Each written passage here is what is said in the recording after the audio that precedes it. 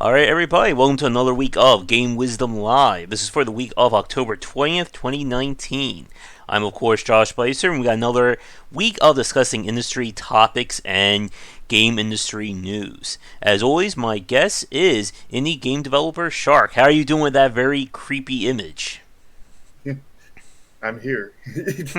I'm doing good. Uh, we're making some progress on Project Triad. It's very slow and very grindy at the moment. Grindy as in the rate of which we're going, not grindy as in what we're doing. Mm-hmm. Yeah.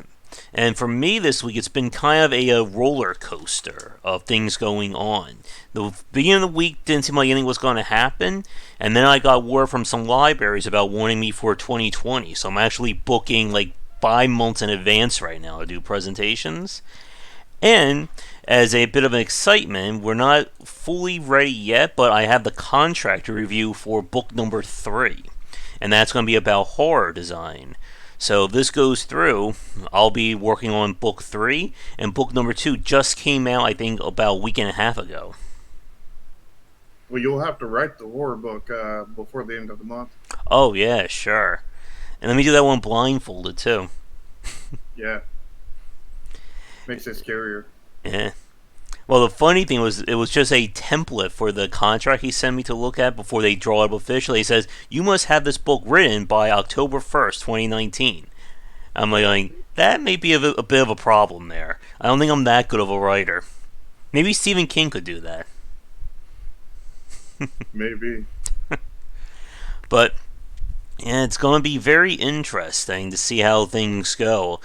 I'm kind of gearing up because a lot of libraries I've contacted should be getting in touch with me now. And I also have a presentation tomorrow, so I'll be gone for most of the evening. So we'll see how that one goes. But yeah, we're entering the busy season, I think, all around. It's your roguelike. Mm. You're getting your runs in now. Mm-hmm. The end of them. Yep. And what was the last thing I was going to say? And for those of you watching this, I just ordered another piece of tech to upgrade the streams with. I'm getting a RCA to HDMI converter, and if it works, it should allow me to stream my classic consoles directly to my Elgato capture card. So if that works, that opens the door to my PlayStation 2 library as well as my GameCube. I wonder if that even opens up the door to my 3DO. That would be crazy if I could stream 3DO games on the channel. Yep. I can show everyone the amazing game Killing Time. Back in the era before you had mouse or camera control in a first person shooter, you can't look up or down. Mhm. That a wonderful era for all the youngins watching this. But with that said, we have topics and news to cover here. So I guess let's begin with kind of the developing story and the one that is probably not going to go away anytime soon, and that's of course Blizzard's rapidly descending popularity. So last we reported, of course, that Blizzard got into a whole mess of trouble for banning a player over protests in Hong Kong and the support of the people, and they are still basically digging that hole. They issued a 6-month ban to a team that held up a sign, boycott Blizzard. Nintendo is getting in on the fun by uh, downplaying the release of Overwatch, Blizzard canceling an event. When you piss off Nintendo, that's kind of like, what is that? Is that like completely shooting yourself in the foot? Pretty much.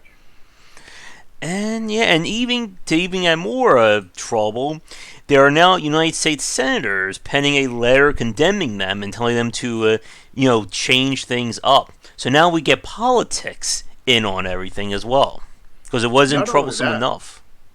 but that letter was written from not just the right, not just the left, but by both sides. Yeah. I mean, they can't agree on anything. They Hmm. can't agree Oh yes. on global warming. They can't agree on anything that is clear as day, kind of thing. Hmm. but they can absolutely agree that Blizzard should stop. That Mm-hmm. really says something. Oh yes. They can't even agree on loot boxes, and, and, Yeah. and here they are jumping all over Blizzard. It's amazing, the things that bring people together, right? Mm-hmm.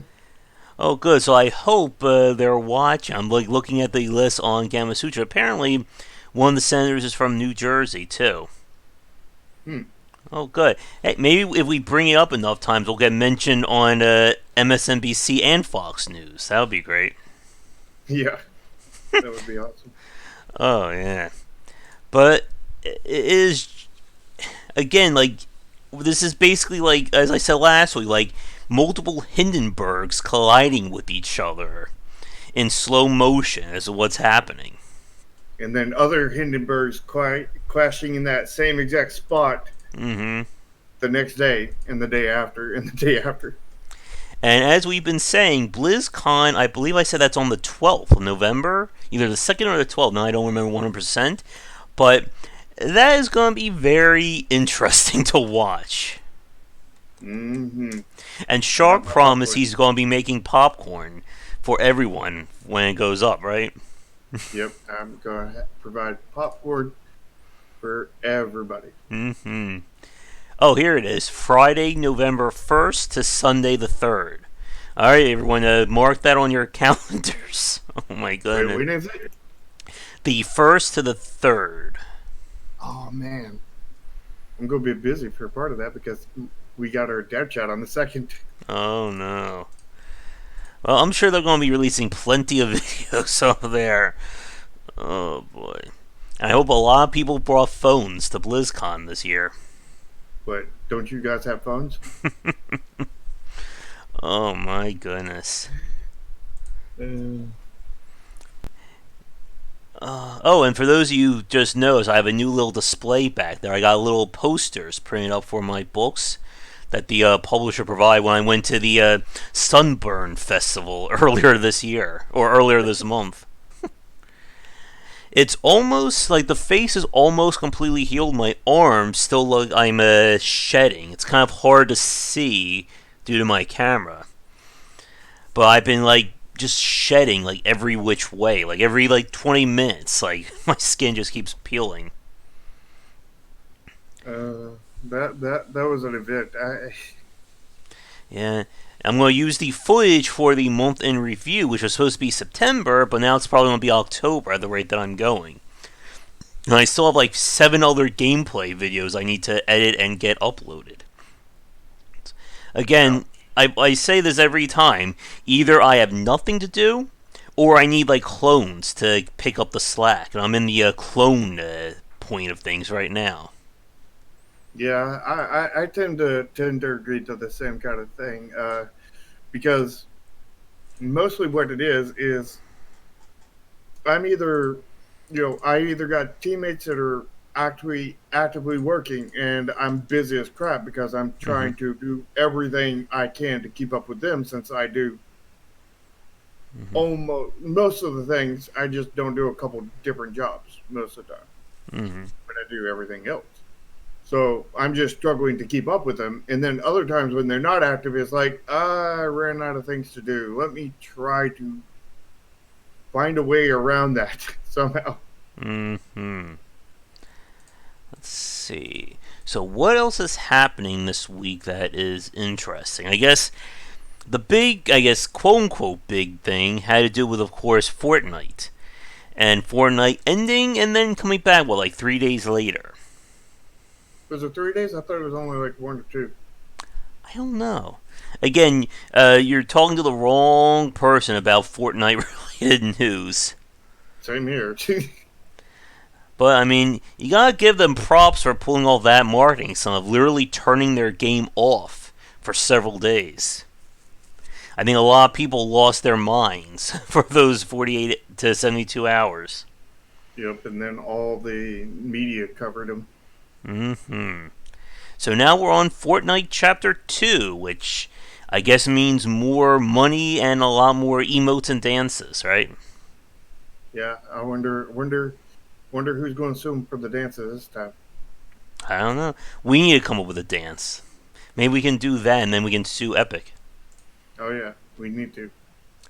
Let's see. Call of Duty is dropping loot boxes in favor of battle passes. I think that's a very interesting topic that I may want to explore in a video, or maybe get like Ramin on for that, because it's very like it sounds like it's the better of the two evils, at least when you look at it on paper. Well, from what I've heard is it's not going to be the better of two evils. Hmm. I've heard that they've taken it to a whole nother level to in such a way that this should be bringing a lot more money than the loot boxes did, kind of thing. Hmm. But that's all speculation and rumors and stuff. Hmm. Yeah, very interesting. Again, about coming up with all these ways to circumvent, microtransactions and things along those lines. As I said before, that loot box wall that the U.S. is trying to implement, that wasn't going to hurt anybody but the innocent people because Mm-hmm. the all the dirty people are going to find a way around it instantly, pretty much, if they Mm-hmm. don't already have several. They probably already have like tons of different ways around it Mm-hmm. already on backhand, and then everybody else that's dirty that's not you know have a list like that are just going to copy what they do, Yep. and the people who make legit games are going to get hit hard by it, and the ones that and they're not going to have a way out, kind of thing. Yep. Probably. Let's. And that'll be something we may want to come back to as its own topic too. Let's see. Looking on Gamasutra right now. Here's some potentially interesting news. Capcom has announced that following the massive success of Monster Hunter, that they're planning on reviving other pieces of other big name or legacy IPs they've had, as both Resident Evil 2 Remake and of course Monster Hunter World and its expansion have done really, really well. Now, what that means, of course, we don't know at the moment. But I guess for you, Shark, are there any legacy Capcom franchises you would like to see come back? uh, I'm sure there are, but not bringing anything to mind at the moment.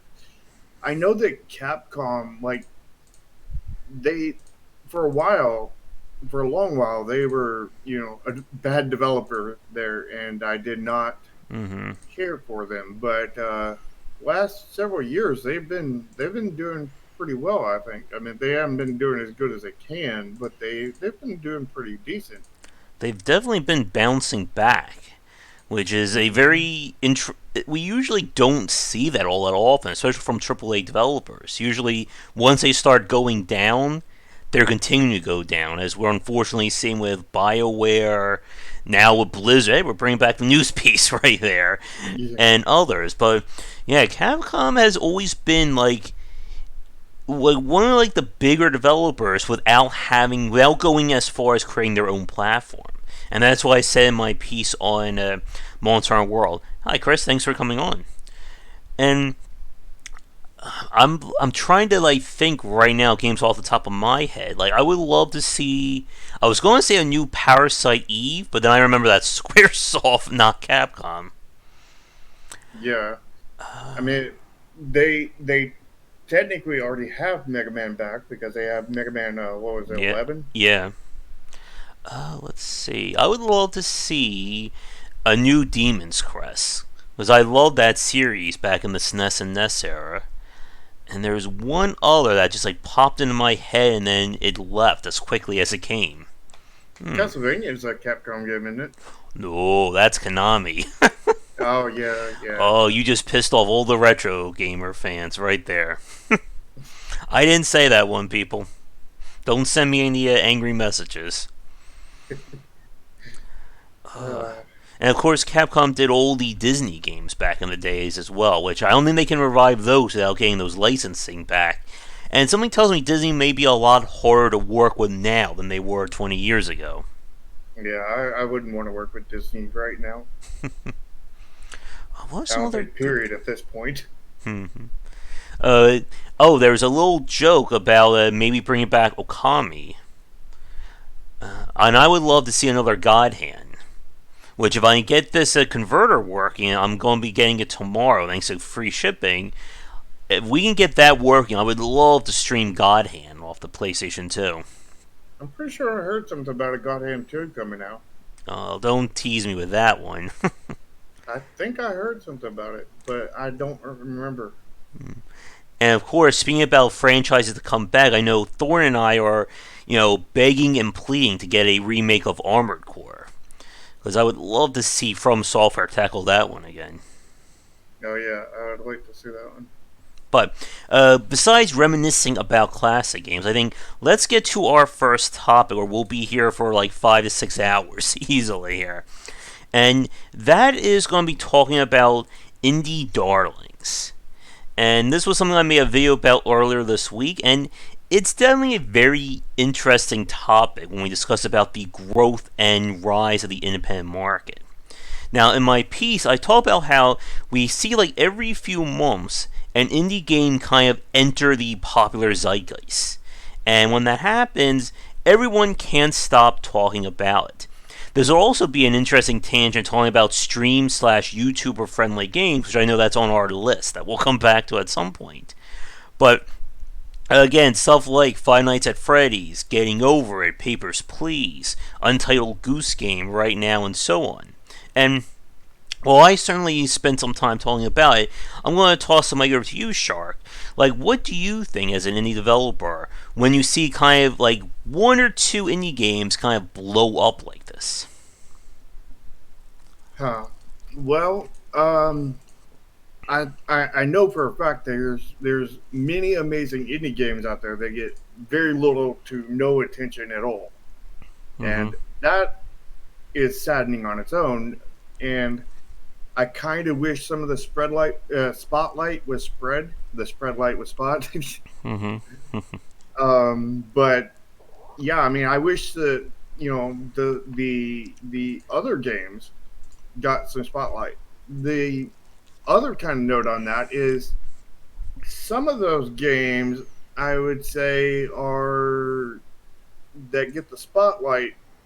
I don't think I don't really care for a lot of them. Like I mean, some of them are amazing.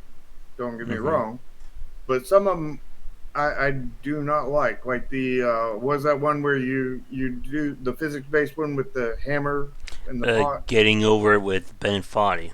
Yeah, yeah.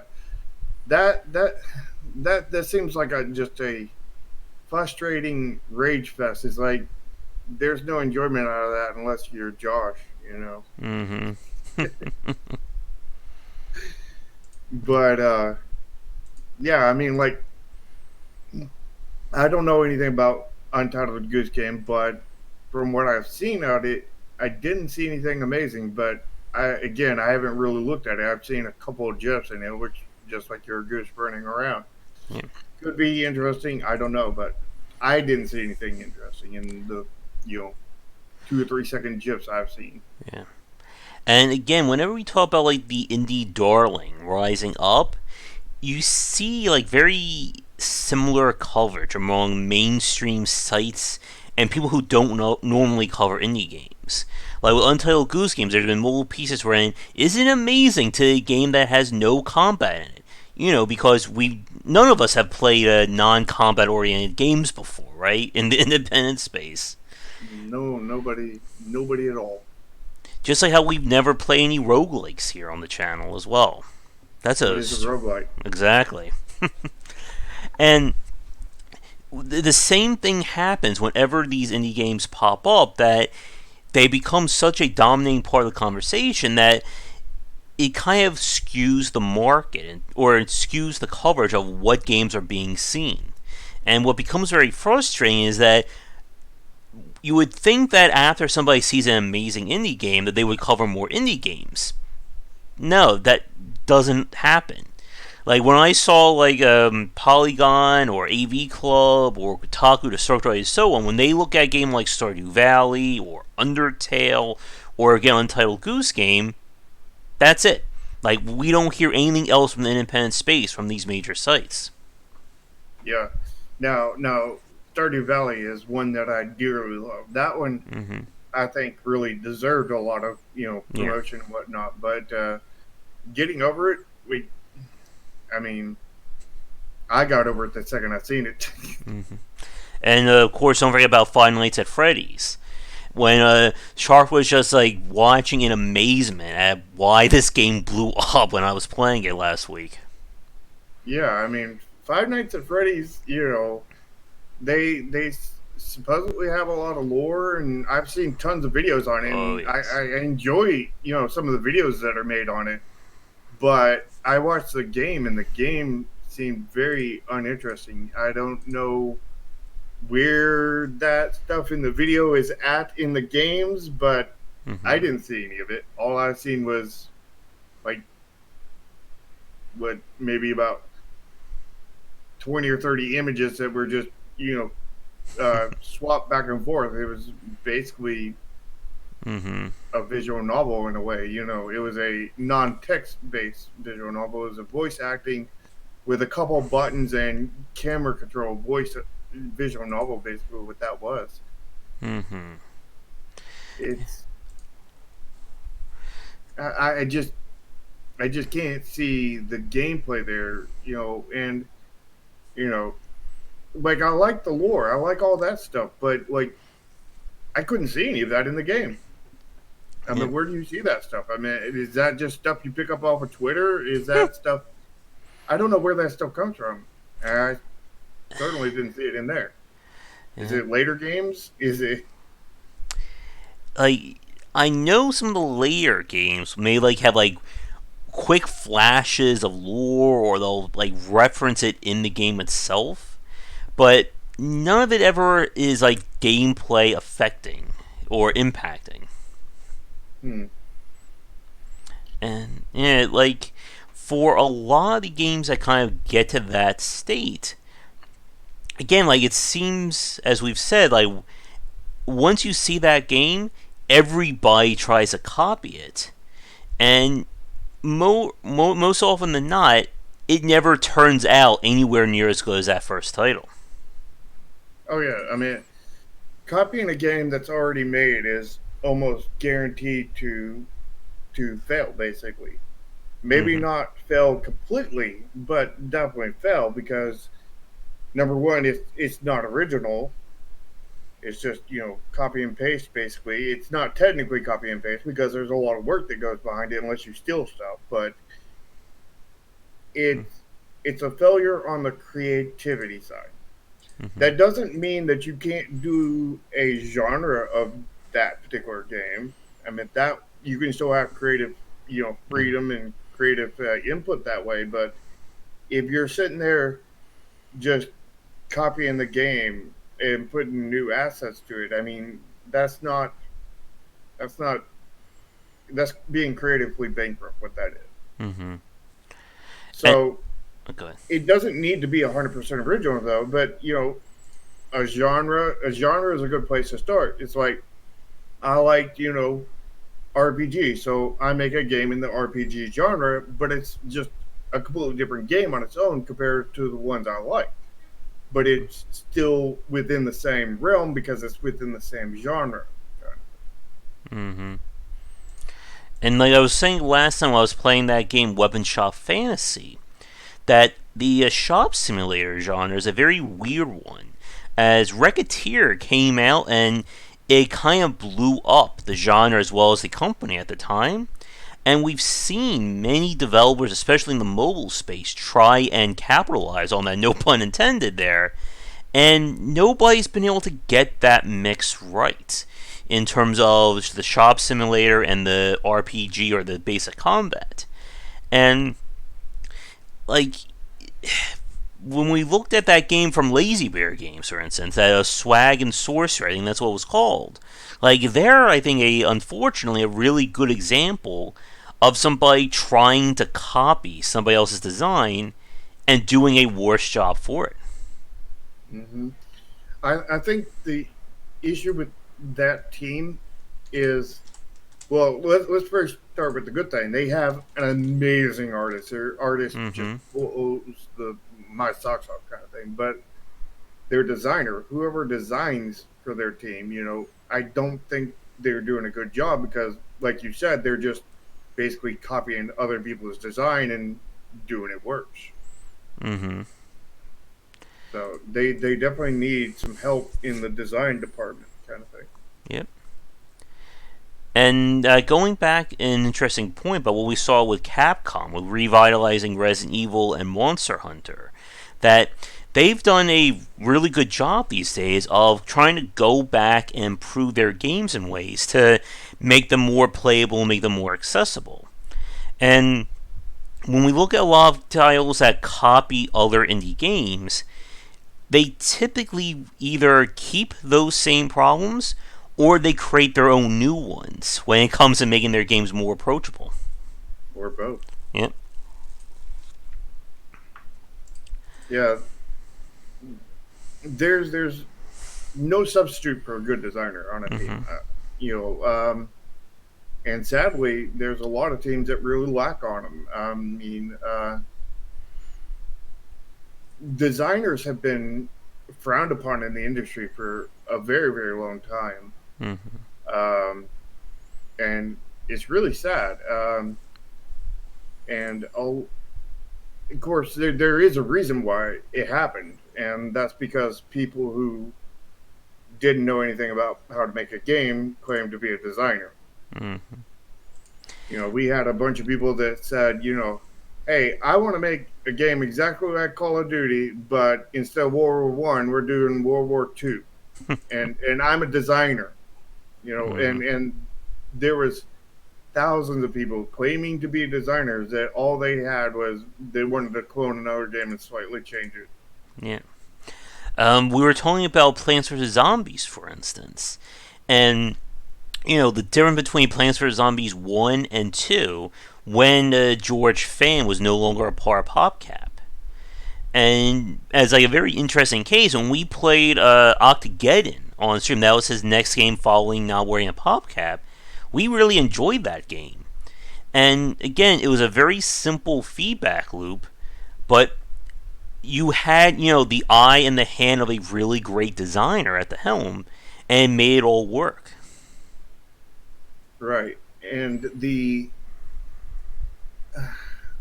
what I've seen in the field a, a good bit is a lot of designers don't aren't able to find proper employment. They Mm-hmm. either have to swap to doing art or programming or something else, or they end up starting their own indie studio. Mm-hmm. And I know absolutely nobody like that in this call right now. Mm-hmm. Yeah. And it's tough when you're trying to start out from scratch like that. And like you said, a lot of people don't give like the proper credit for understanding gameplay systems. Like we've said many times before, just because you play tons of video games or make tons of videos about it, that doesn't make you an expert on design. Oh no, no, you have to. So the way that would make you a good designer that would involve playing games is when you're able to dissect the mechanics and see Mm-hmm. exactly how everything is working.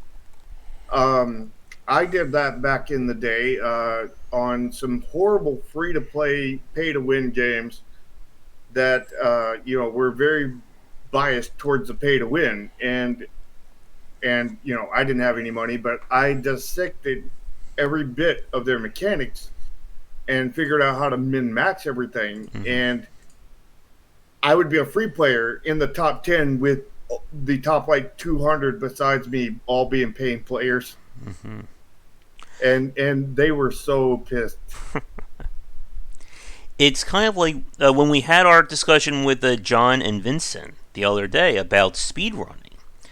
and how a lot of speedrunners these days, or some of the better ones out there, tend to have a better eye towards game design than people who play games, religiously, because their whole craft is analyzing and breaking these games down.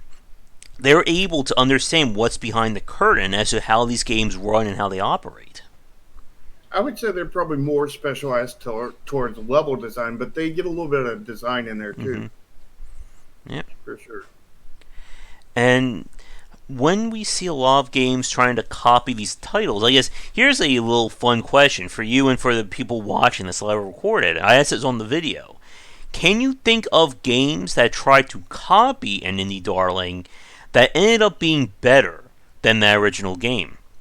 Because I'm Fortnite. having a hard time. Fortnite? Mm-hmm.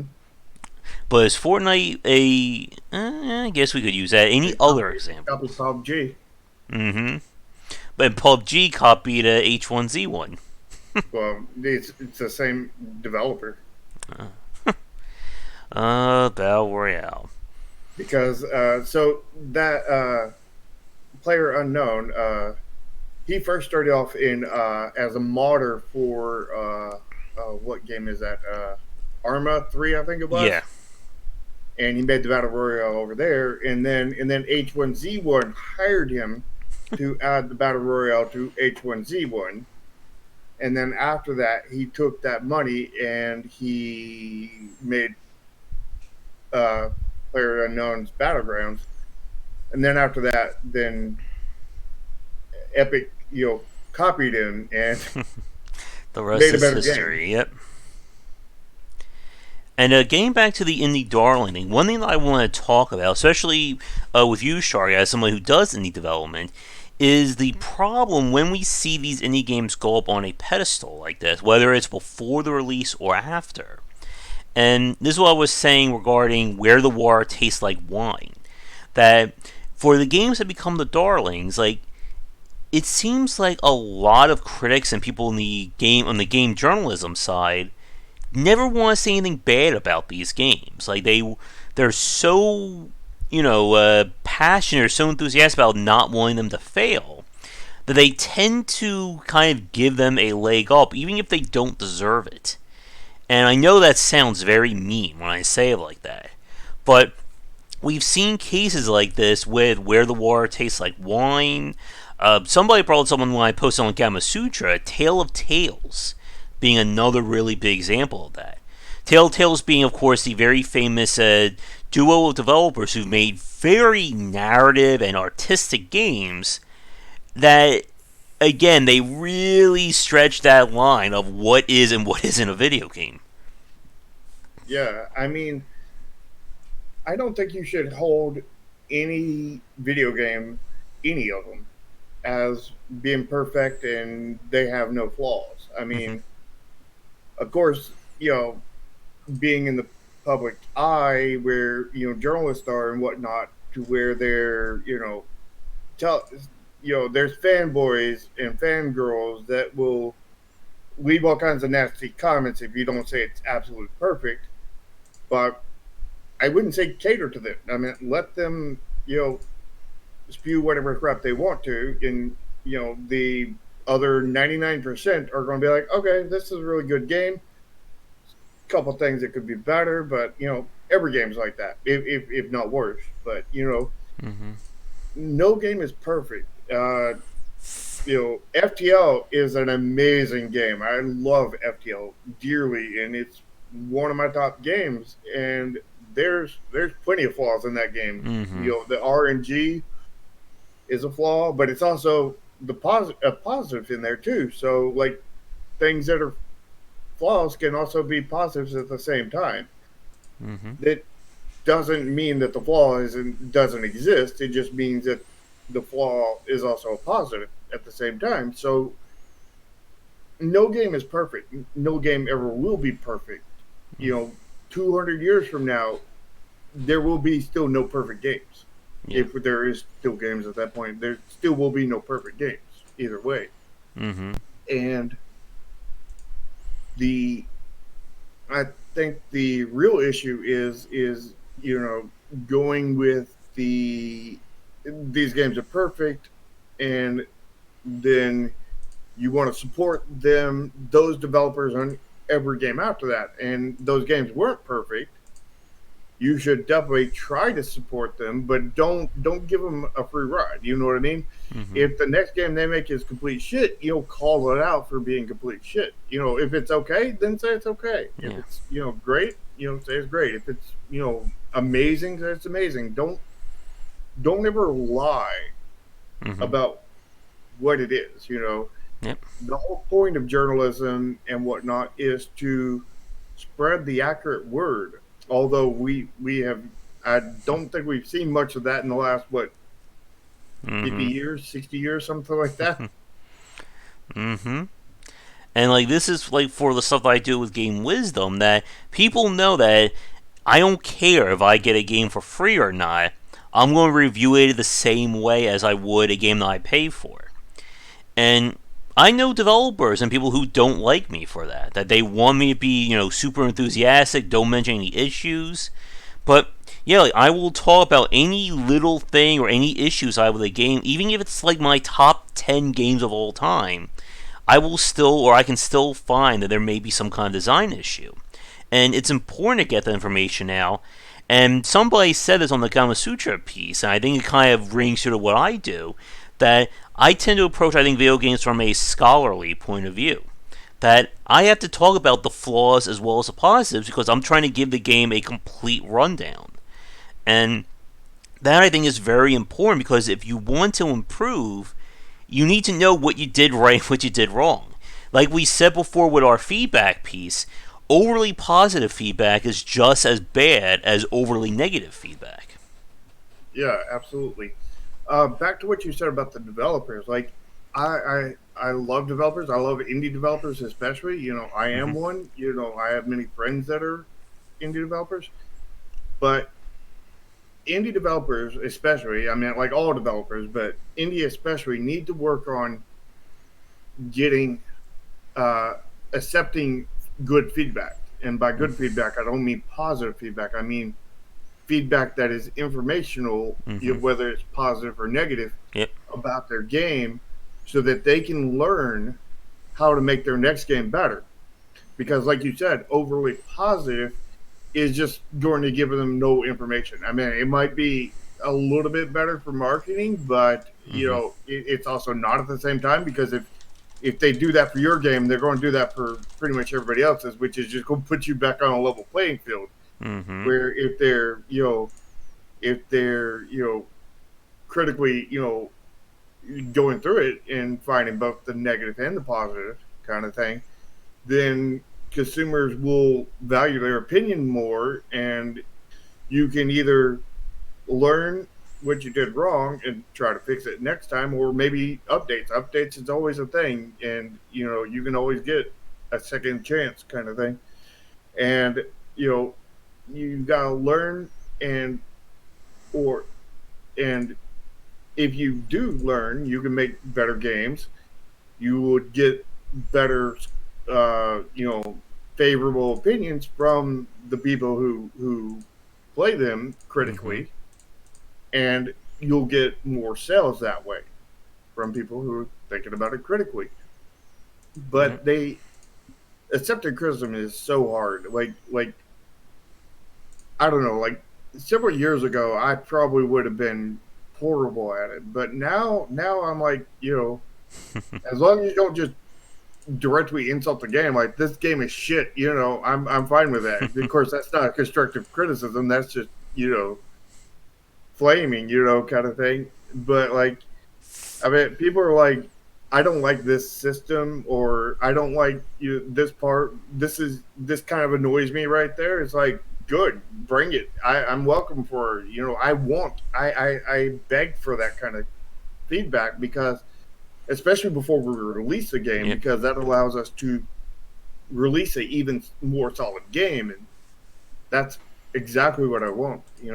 Because it's not as valuable after we were released, but before we were released, it's super valuable. It's still valuable after we were released because updates are a thing, but it's more valuable before we were released, because that way we can, before anybody has the time to, the public has the time, in, big numbers to criticize it or whatnot, we can fix it kind of Mm-hmm. thing before then. Yep. And like you said, like if you can't improve as a designer, then you're just going to be kind of spinning your wheels. And this is, I think, one of those things that holds back a lot of people trying to make that leap from enthusiast to being a developer, somebody who can actually make a living off of their games. And if all you do is try and copy what's out there and not either A, try to improve it, or B, not take any feedback, again, why should somebody play your derivative version of FTL when they can go back to playing FTL? Or Stardew Valley, or Racketeer, or anything like that? Yeah, you should have some kind of goal, some kind of vision of where you want to go. Mm-hmm. It doesn't have to be before you start the game. It has to be somewhere. It can be before, it can be during, it can't be after, but it Mm-hmm. needs to be somewhere in the first, I don't know, 2/3 of development phase. I meant with our last game, I had issues with that because, again, we were working on Project Toaster and then found out that it was going to be too big in scope. And I had a plan for that. That was all planned out and everything. And then it was like, oh, well, we need to swap to something smaller scope, but without throwing away what we got. So we swapped to Project RPS, later known as Chromasia, the word Mm-hmm. of the day for Mojo.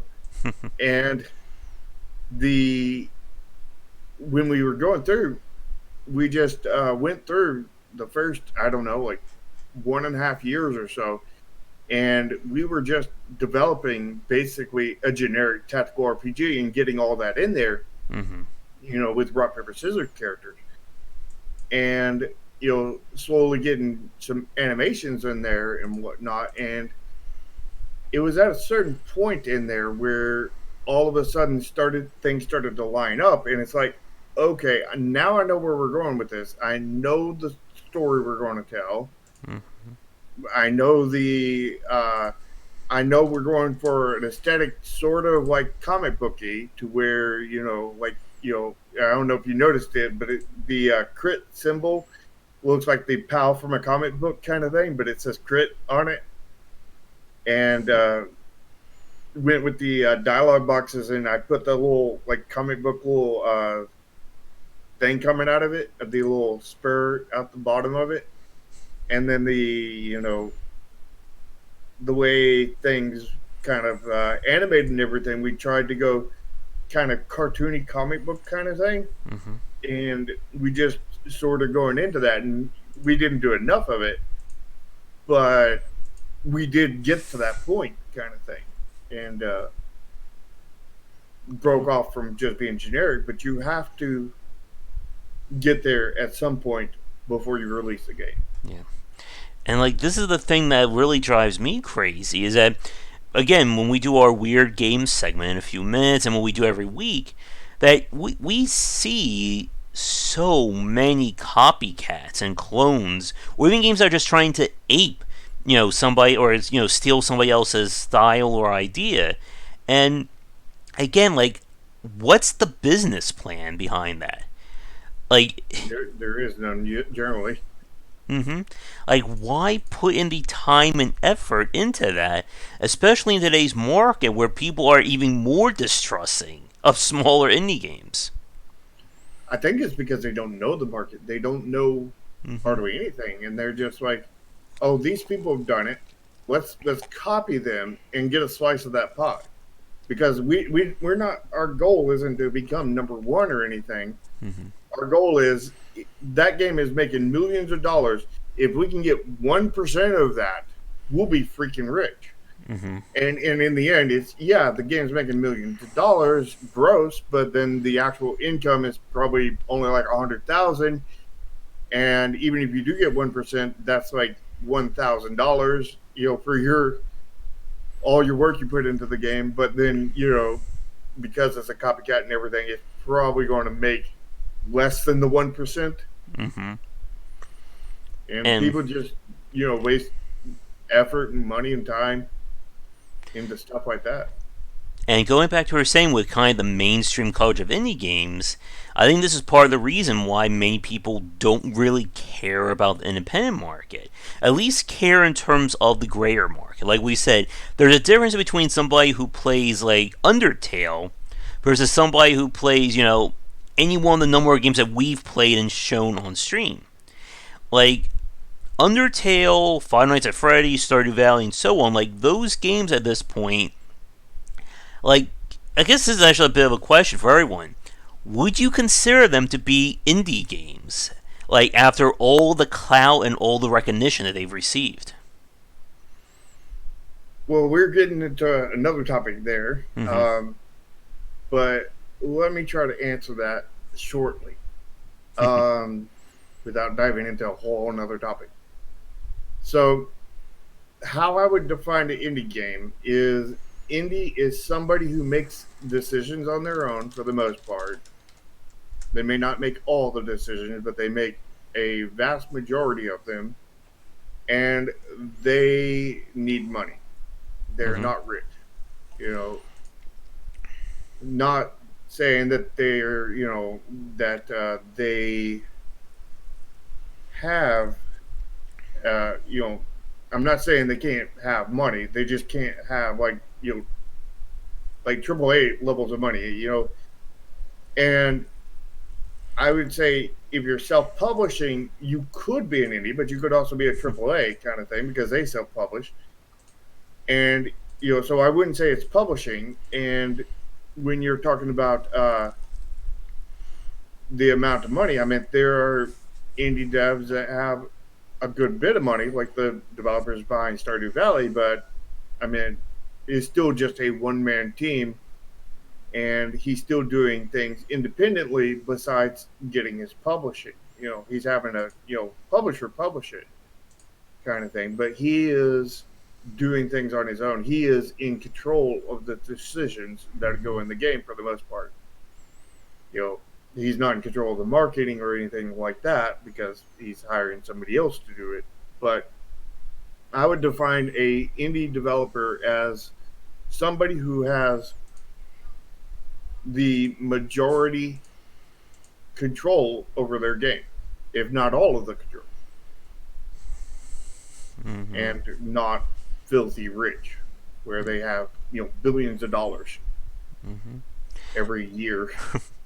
And like as I said on that piece and what I wrote, that there always comes a point that if you do well enough as an independent developer, that you kind of grow out of being just labeled as an indie dev. Like Red Hook Games would be a good example of this. Clay Entertainment probably a standout example of this right now. And like when we see those games make that push in the mainstream market, like again, like a lot of people think that's what an indie game is, or that's the only thing it's supposed to be from an independent developer. But we could even talk, about games like Helix, for instance. I love that series. I know Gordon and I are waiting for the sequel, and like that's a game that is so like anti-mainstream. It's not even funny. And when we like for a lot of people who don't cover like indie games at the level that we do, that they don't really understand just what it is that's coming from this market. Like, this is one of the things that always drives me crazy when I hear people say the video game industry is too violent. Video game industry has a problem with having female protagonists, or video game industry is this, this, and this. That's not how you really talk about the game industry. Because when Yeah. they say it, they only think of Nintendo, Activision, and Sony. Oh, and Microsoft as well. Yep. Like, and it's just very frustrating because a lot of people don't understand that about what is going on in the entire market. Yeah, and the thing about video games as general is there are a part of you. Mm-hmm. So like you write your stories, you do your art, you do your programming, you do all these things based off of your life experiences because there's nothing else to pull from. Mm-hmm. If you haven't experienced it in some kind of way, you can't translate that into something else. Mhm. So in that, I mean, if you're white, if you're Mexican, if you're Spanish, if you're Japanese, if you're Chinese, if you're African American, if you're Norwegian, if you're any of these things, well, you got to be some of those things if you're not an alien, Mhm. But if you're you got to draw from your real life experiences. So you know a person who has never experienced, I don't know, let's just say never experienced racism could never write a story behind it. Mhm. They could never do art that directly translates that kind of thing. They could never they they would just be clueless when it comes to that subject. So you can't do anything that you haven't been involved with in some way or another. So, you know, the games are a product of what has happened through the developer. I mean, that's, my life has been very hard. Let's put it that way. And that's the reason part of the reason why like almost pretty much every story I write is a very dark story, but at the same time my life has also been very full of comedy because that's how I coped with it. Mhm. I've always, made jokes and joked around to cope with that, darkness in my life, a way Mhm. to, balance out my life to where I can get some kind of, worthwhileness out of it. And that has also seen into my games to where, so like a lot of my games stories, they're dark stories with comedy throughout kind of thing. Mhm. And yeah, I'm the dark side. I'm a Sith shark. But I mean, like everybody's life experiences bleed through to their games. Mhm. That is when you actually have control over it. Now, when we're talking about non-indies, when we're talking about people, teams that are massive and like 5,000 people, even if you can bleed a little bit into there, it's just going to be washed away, like diluted. It's like you can bleed in the ocean, and Mhm. there's not going to be anybody to tell that there's blood in there, kind of thing. Yeah. But like there's when you have like more control, when it's a smaller team, when it's an small indie studio, you can your your essence basically gets transferred into the game in some kind of way. Mhm. Yeah. And for like we said, like for a lot of people who don't cover indie games or don't understand that part of the market, they don't really see what is going on in the wider scope of game development. And like we've said before, that's very dangerous when it comes to a mindset of getting into the game industry. Because, like I've said in my piece, and as we said many times, if all you do is play the number one top 10 games that come out, that's not really helping you improve as a developer. Because all you're seeing is the end project of a highly refined state of development. You're not seeing, how games can get to that point. And like we said, many independent games, they're not fully polished titles. Again, if I buy a game from any developer, I'm not expecting a completely 100% bug-free refined experience like a AAA company. But it's important to see where people succeed and where they mess up if you want to try and improve at your game design. Yeah, and I think as a game designer, once you get the dissecting, components and everything of the gameplay and figuring out the mechanics and everything, I think what's important for budding indie developers is number one, play as many games as you can and dissect all of them. Mm-hmm. But number two, you need to play some really really bad games, really really bad, like Mm-hmm. play those games, and I can guarantee you that you can learn more from those games than you can from the successful. Mm-hmm. You know, Yeah. there's a saying that you can learn more from your mistake than Yeah. than from your successes. Where this is kind of that same thing. You can learn more from other people's mistakes than you can learn from other people's successes. Yeah. And this is again going back to the issue of game journalists that when they find that game that they want to promote, they will never say anything bad about it. Even if, like, again, there's a line between nitpicking a game and actually reporting on a mistake. But like when I see like mainstream developers cover an indie game that they like, they will just shout 100% praise, even if there are issues with it. Like, for instance, with both Slay the Spire and Dead Cells, there are some legitimate problems or issues with their design that we can talk about and dissect further.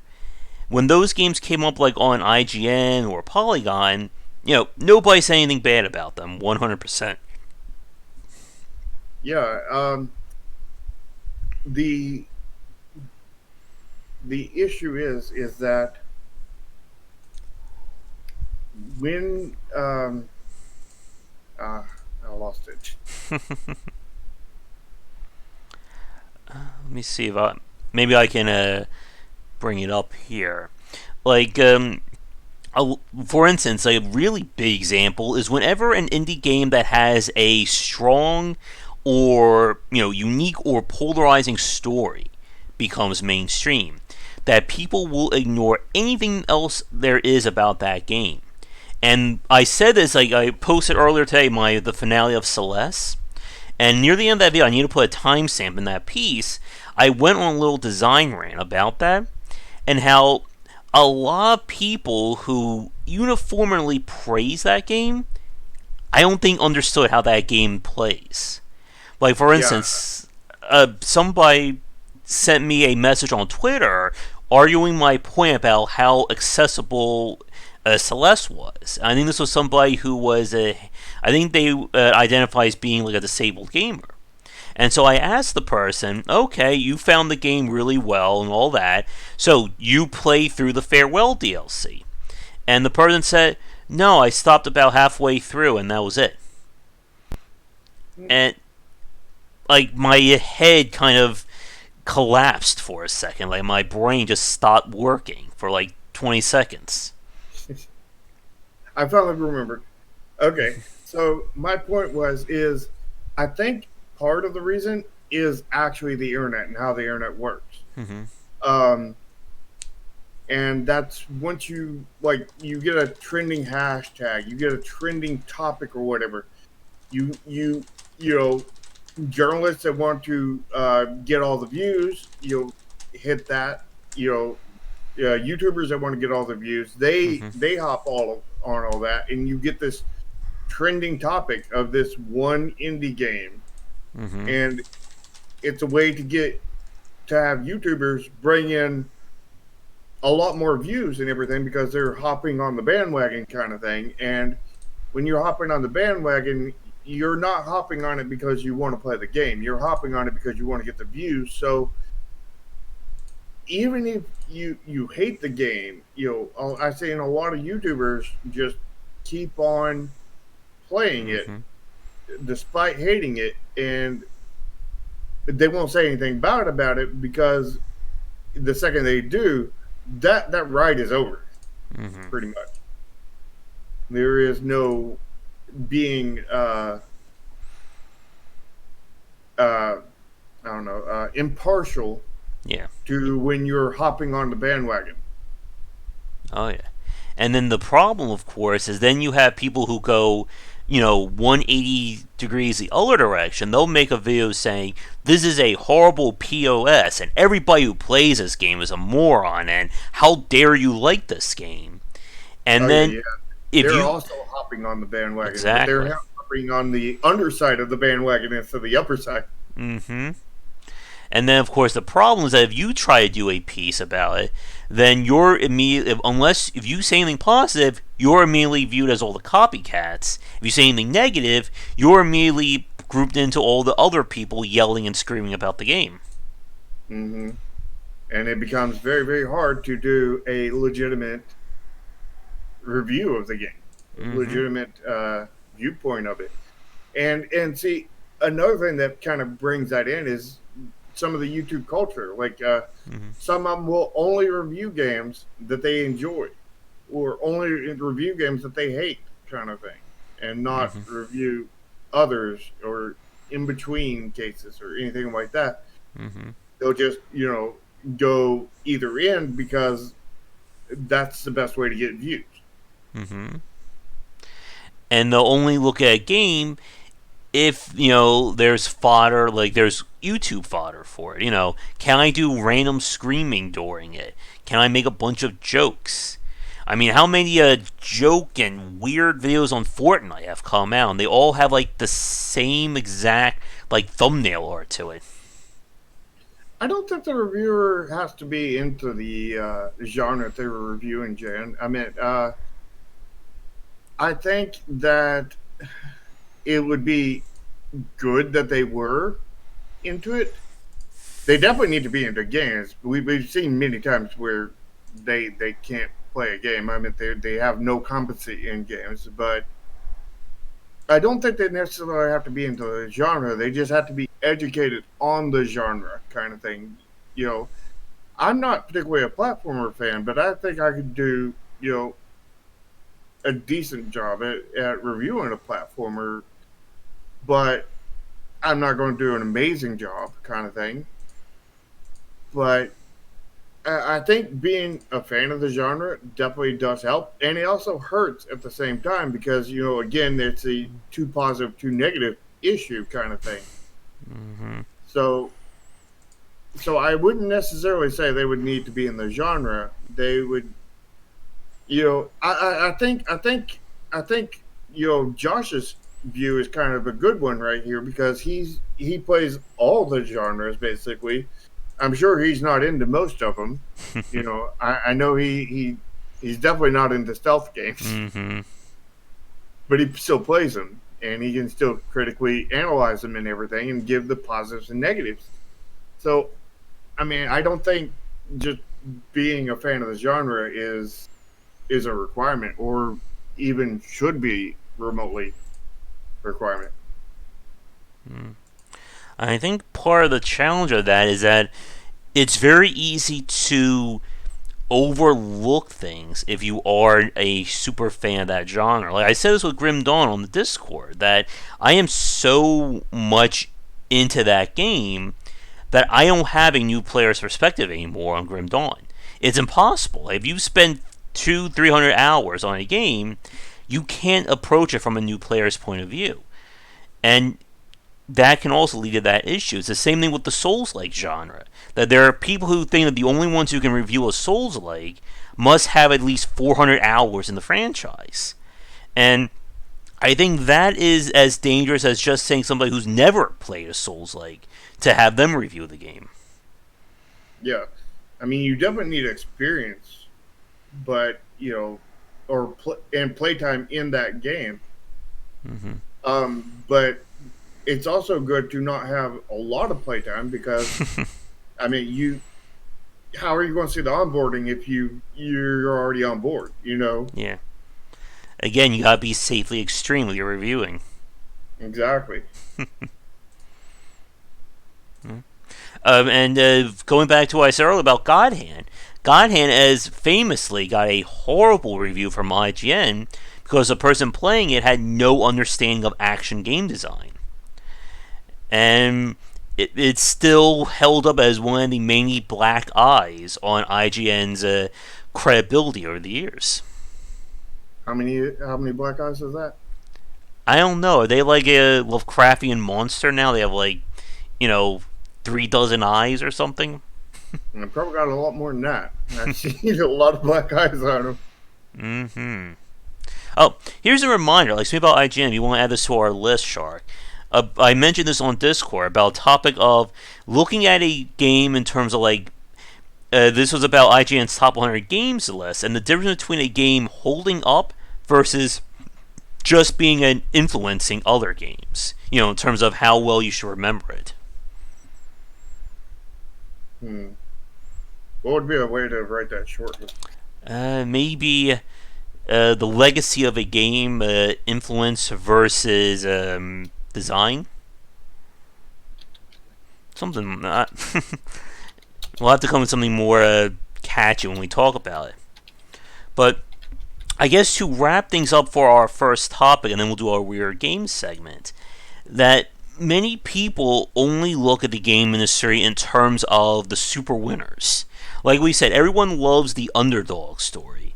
You know, game journalists, sites, and YouTubers and streamers eat it up when they hear, some small game made by a ragtag bunch of people now is being mentioned by PewDiePie and IGN is covering it, etc. And then that perpetuates this idea that, you know, only the games that are the blockbusters matter.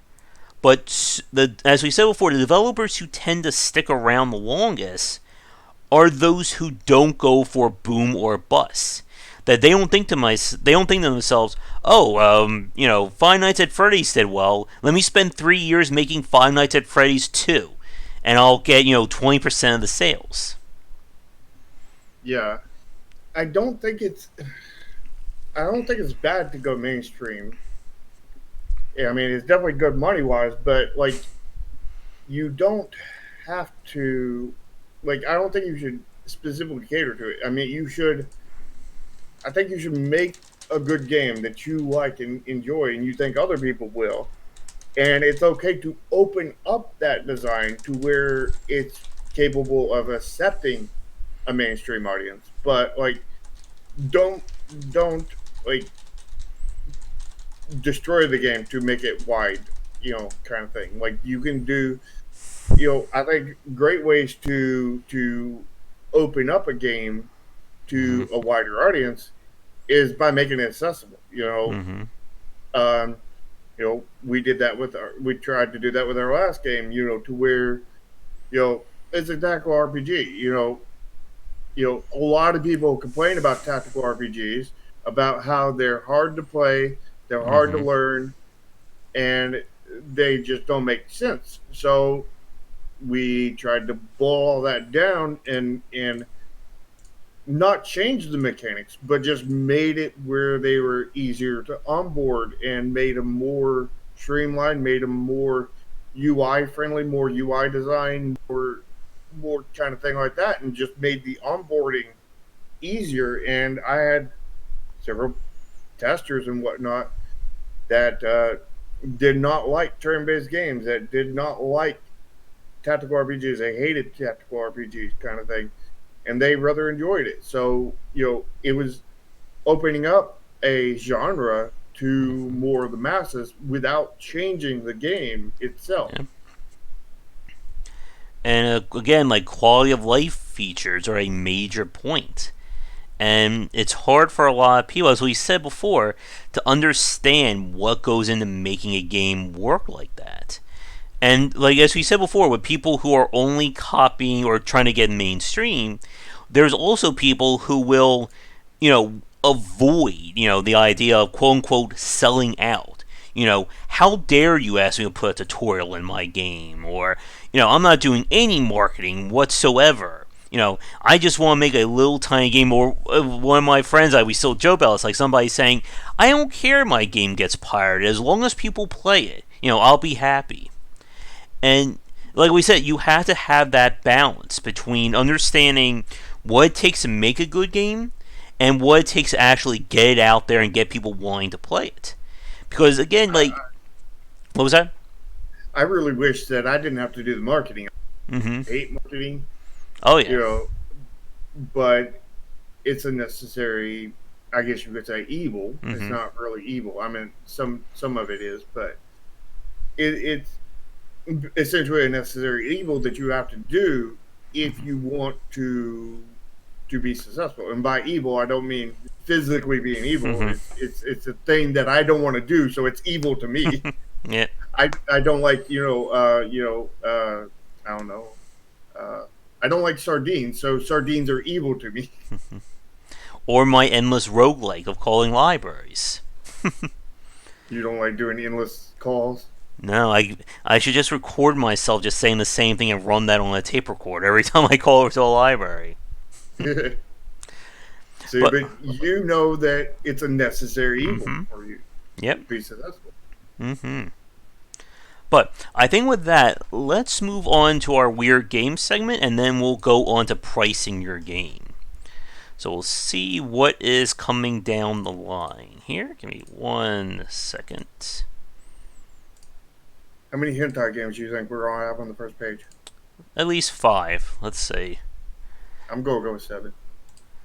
Alright, let's see what we got. Alright, so I think that maybe. It's hard to tell. This one definitely. Here's that Get Good game. You good to get Rick? This one, which I'm afraid to click on. There's that Beardy the Digger. Hero Story. What's this? I was not expecting those kinds of graphics. Oh, it's a first-person action. It's an indie game. It's got the indie tag, Shark. Genre? It's of the indie genre, Yeah. the most descriptive genre ever. Oh, no leveling up. Dozens Oh, of monsters. dozens. Hand-drawn arts for me and my subscribers? Okay. It sounds like a very, very Early demo version? thin game. Okay, what does it look like here? Okay, there's a lot of environments. I'm not seeing any gameplay. That's always a good sign, right? And it seems super thin. Hentai horror. Oh, good, just in time for Halloween. So what was that? 4? Yeah, I think so. So we're about 5. You were closer though. Fido? The heck is this? Episodic indie RPG rooted in Irish mythology. I should have pulled the Price is Right strategy and just did one under you. Mm-hmm. I don't know what to make of this. We really haven't seen too many games based on Irish mythology. Let's see. Oh, good. WWE 2K20. We can certainly play that. Oh yeah. Moons of Madness. I think I saw somebody talking about this one. One of the scariest looking games, really. I mentioned this on Discord, but like IGN in their video about top 100 games said that we've played all the video games. And no, they have not. I mean, if you could call what they did in Cuphead playing, I mean. Mm-hmm. Huh. That was IGN that did that, wasn't it? Which one? The Cuphead one. You mean about the bad not being able to play it? Yeah. No, I think that was a Game Industry, GameIndustry.biz, or one of those other sites. Okay, so well, it's an indie. Oh, it's not an indie game. It's just horror. Wait, why is it? Why is that the adventure tag and not the horror tag? Okay, well, we need more horror games. There have not been any really good ones to play lately. Which is odd for October. Yeah. I'm afraid to click on this one. Let's see. A game called Unfair. Oh. What? So, do you think this game is fair? Nah. Ooh, 3 different endings. So, what is it? A twin stick shooter? Yeah, that's what it looks like. Those graphics are starting to hurt my eyes a little bit. Yeah. I also really don't like this UI down there. Yeah, that speaks to me of lots of gamma, basically. Mm-hmm. That UI is way too busy. I think it could probably be streamlined a little bit. Yeah, that UI seems less like a UI, more like we're just slapping the bar down here. Have Mm-hmm. fun. Oh, excuse me. Yeah, that's true. Oh, yeah, that's true. Or if we can get that Nosferatu game to work from GOG, maybe we can try that.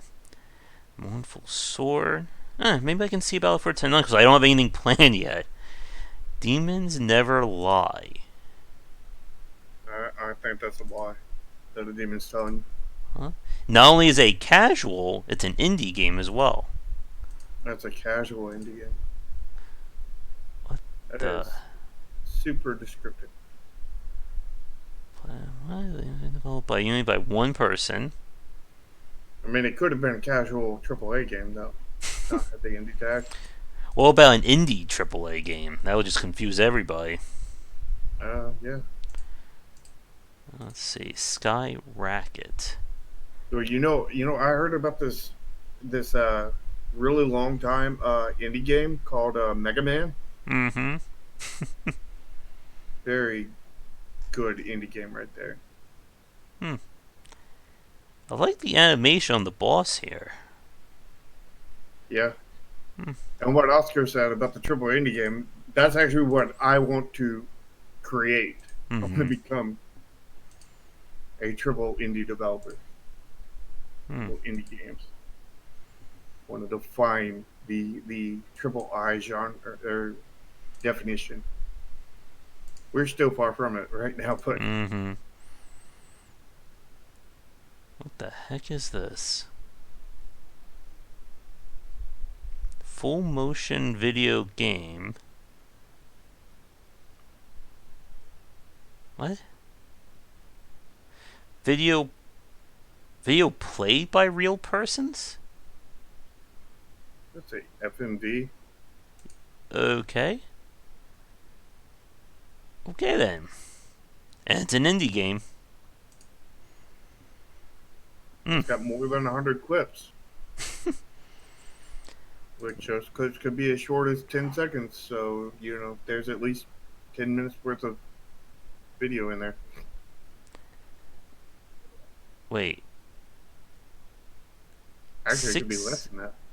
6 years talking about indie game in my YouTube channel. Now it's time to make some games myself. So Oh, that sounds like a great recipe right there. Yeah, I've played games for 6 years on my YouTube channel. I'm perfectly fine. I can make AAA quality games now. this is his second game on the Unity engine. It took him 5 months to make this. Oh, that's even more recipe. You could make a game in 5 months, right? I can make a game in 3 days. It's Go. just not going to be super high quality. Let's It's going to be more of a core gameplay loop. What the heck is that? Oh, good. Now developers are putting in stories in their descriptions. Game of the day. It seems the same for newbie sole developer. And he's telling them how many downloads he's getting. Mm-hmm.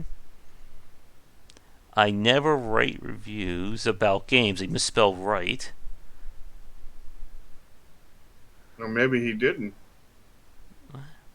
He never write reviews. Mm-hmm.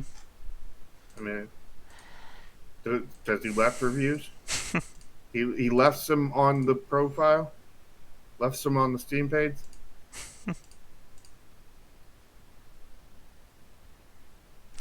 Yeah, that's real, Gordo. In a few more years, I could just one day just turn on Uni and make like the #1 game, right?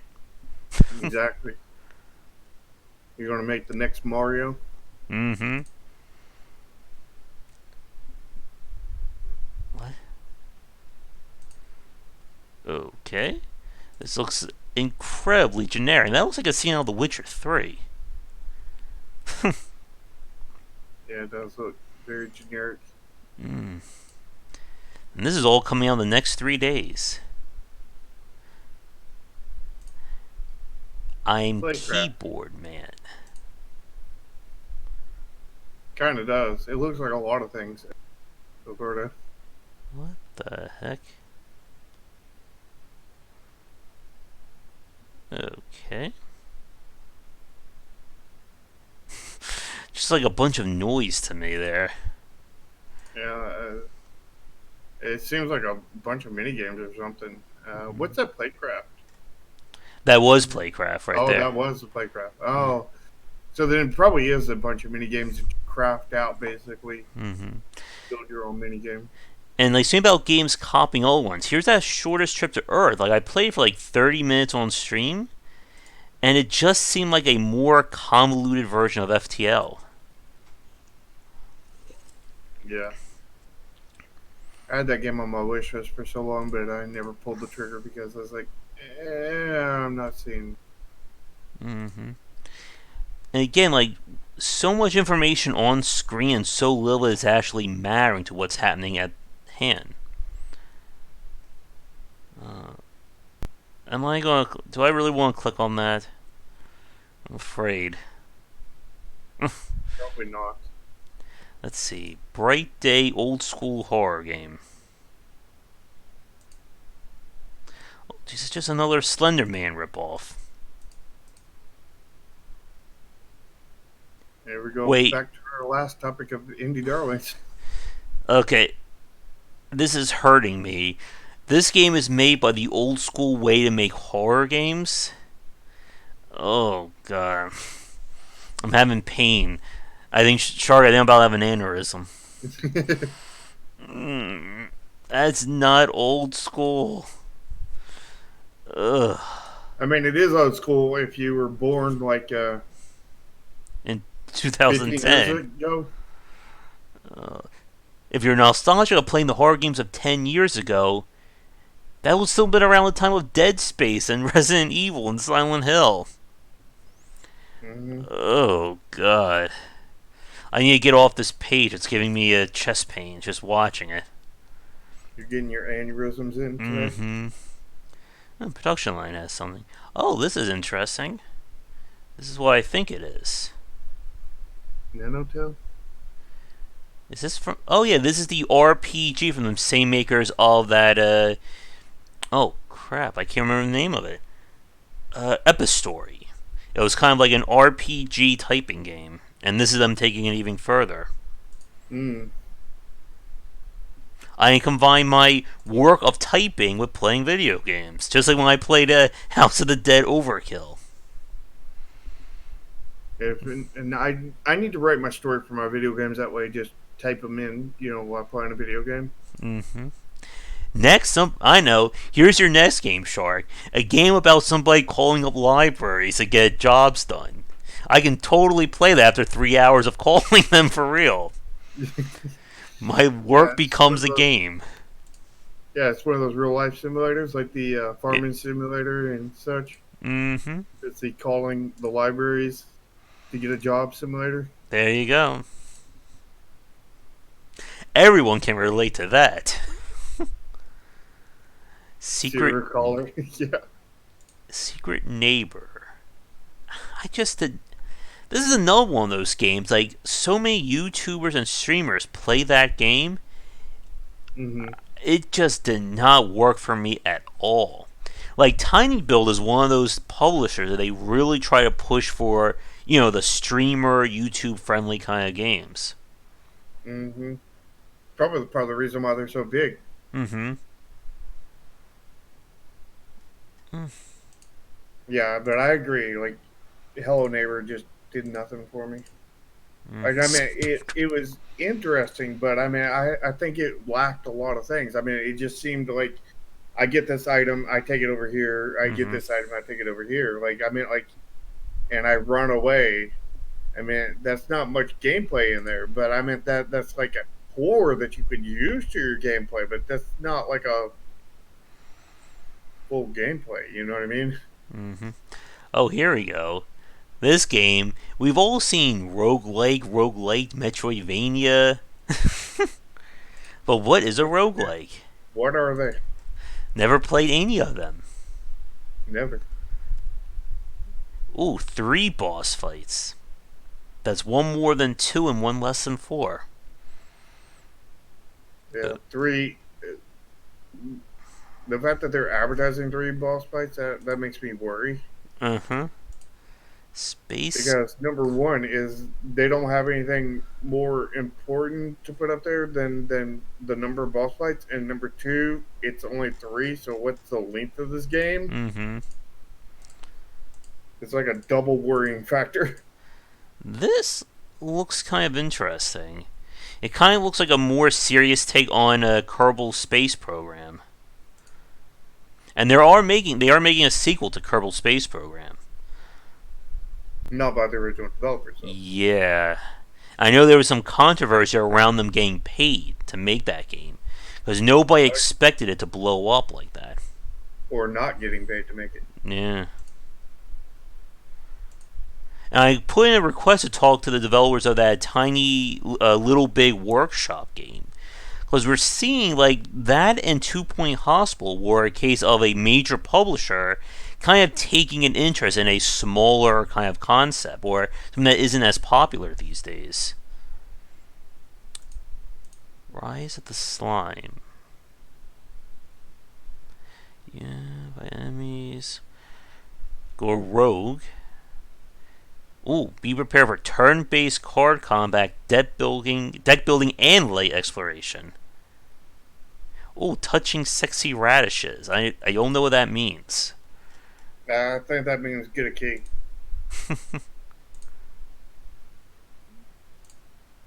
Okay, kind of reminds me of Paper Mario a little bit. There's an idle game that I know of that I can't remember the name of that it reminds me of because they did a little stage on it and not going to get a key for that one. I don't know. I Eh, think you should. It could be interesting. Could eh. not be at the same time, but Well, I can always add it to the indie spotlight stream too. yeah, In passing. Oh no. I already don't like this.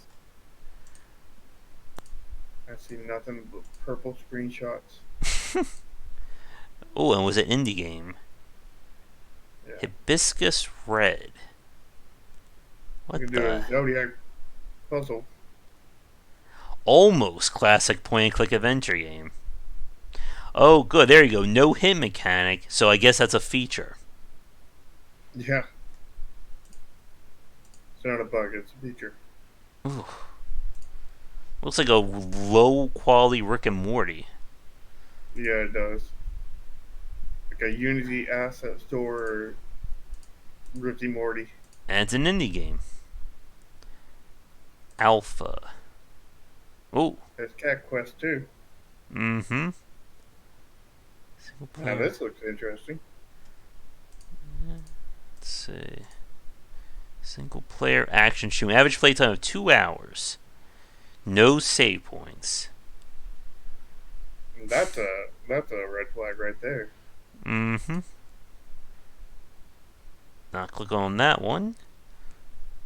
But Bilala? Is that supposed to be based off something? I'm gonna regret that. I was kind of expecting something else. Ooh, discover the magic. Wait, so we're rescuing Bilala? We're not playing as her? Okay. Ooh, collect So this is 90 like Zelda. stickers. It's like Zelda. You don't play as Zelda. You go to rescue Zelda. Oh, yeah. Still confuses people to this day. Ah, Halloween Pie. Another 12 Labors of Hercules. And they're up to 9 so far. I guess 3 more and they'll have to move on to a new series. But, The 13 labors of Hercules. mm-hmm. I like these games. I know they're poor from mobile, at least they don't have an indie tag, but if you like them, then if you like one, you're gonna like all of them, kind of thing. Yeah, we're not clicking on that. This is all coming out in 4 days, by the way. Oh yeah, I saw Postal 4 is coming out too. Spooky Station. Wait, what? Oh, it's mini games. Ah, Thursday the 12th.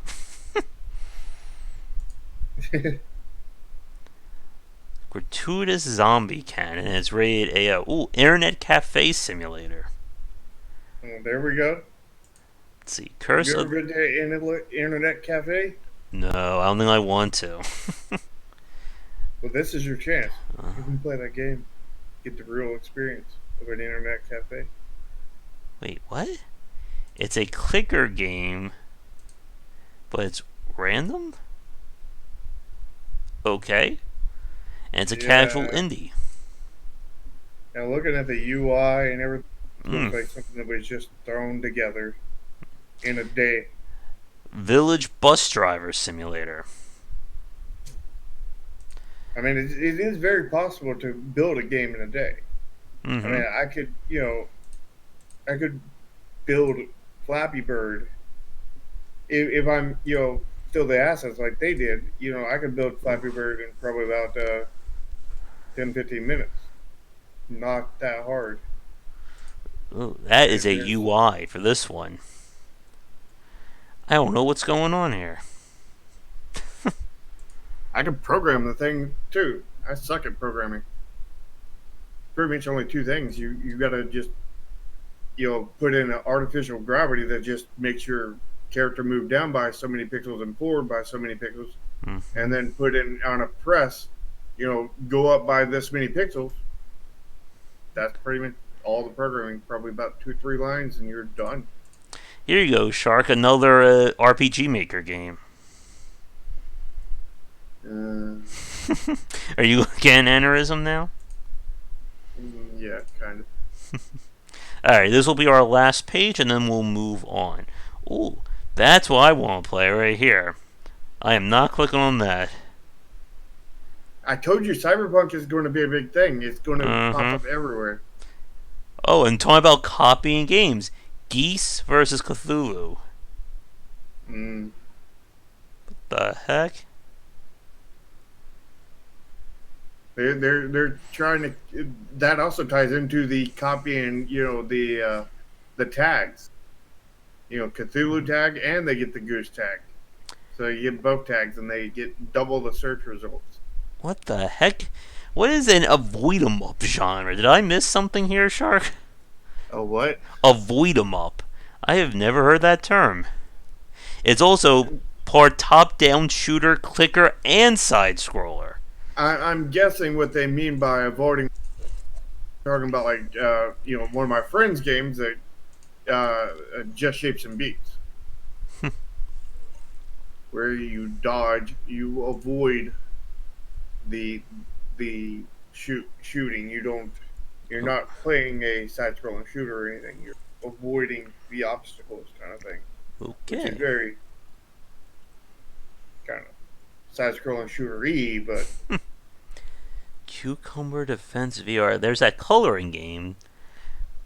Just spin. Soul Searching. What is this? Narrative uh, survival game.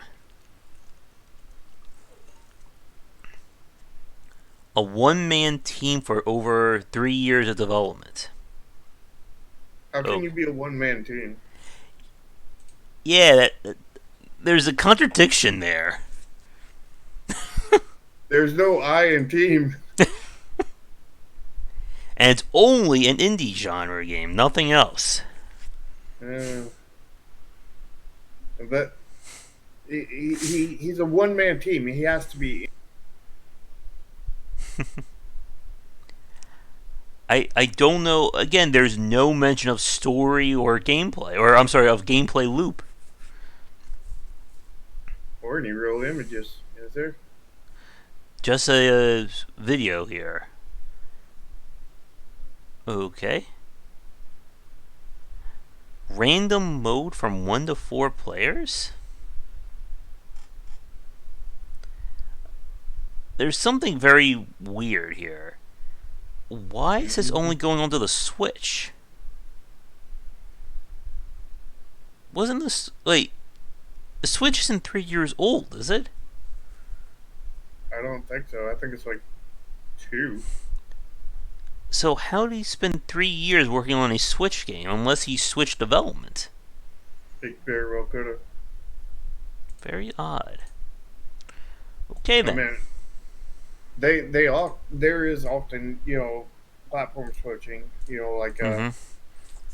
where I mean Breath of the Wild was pretty much a was almost an example of that where they Mm-hmm. made the game for the Wii U and then they delayed it because the Switch was coming out and then they made a Switch port and they released the original for the Wii U.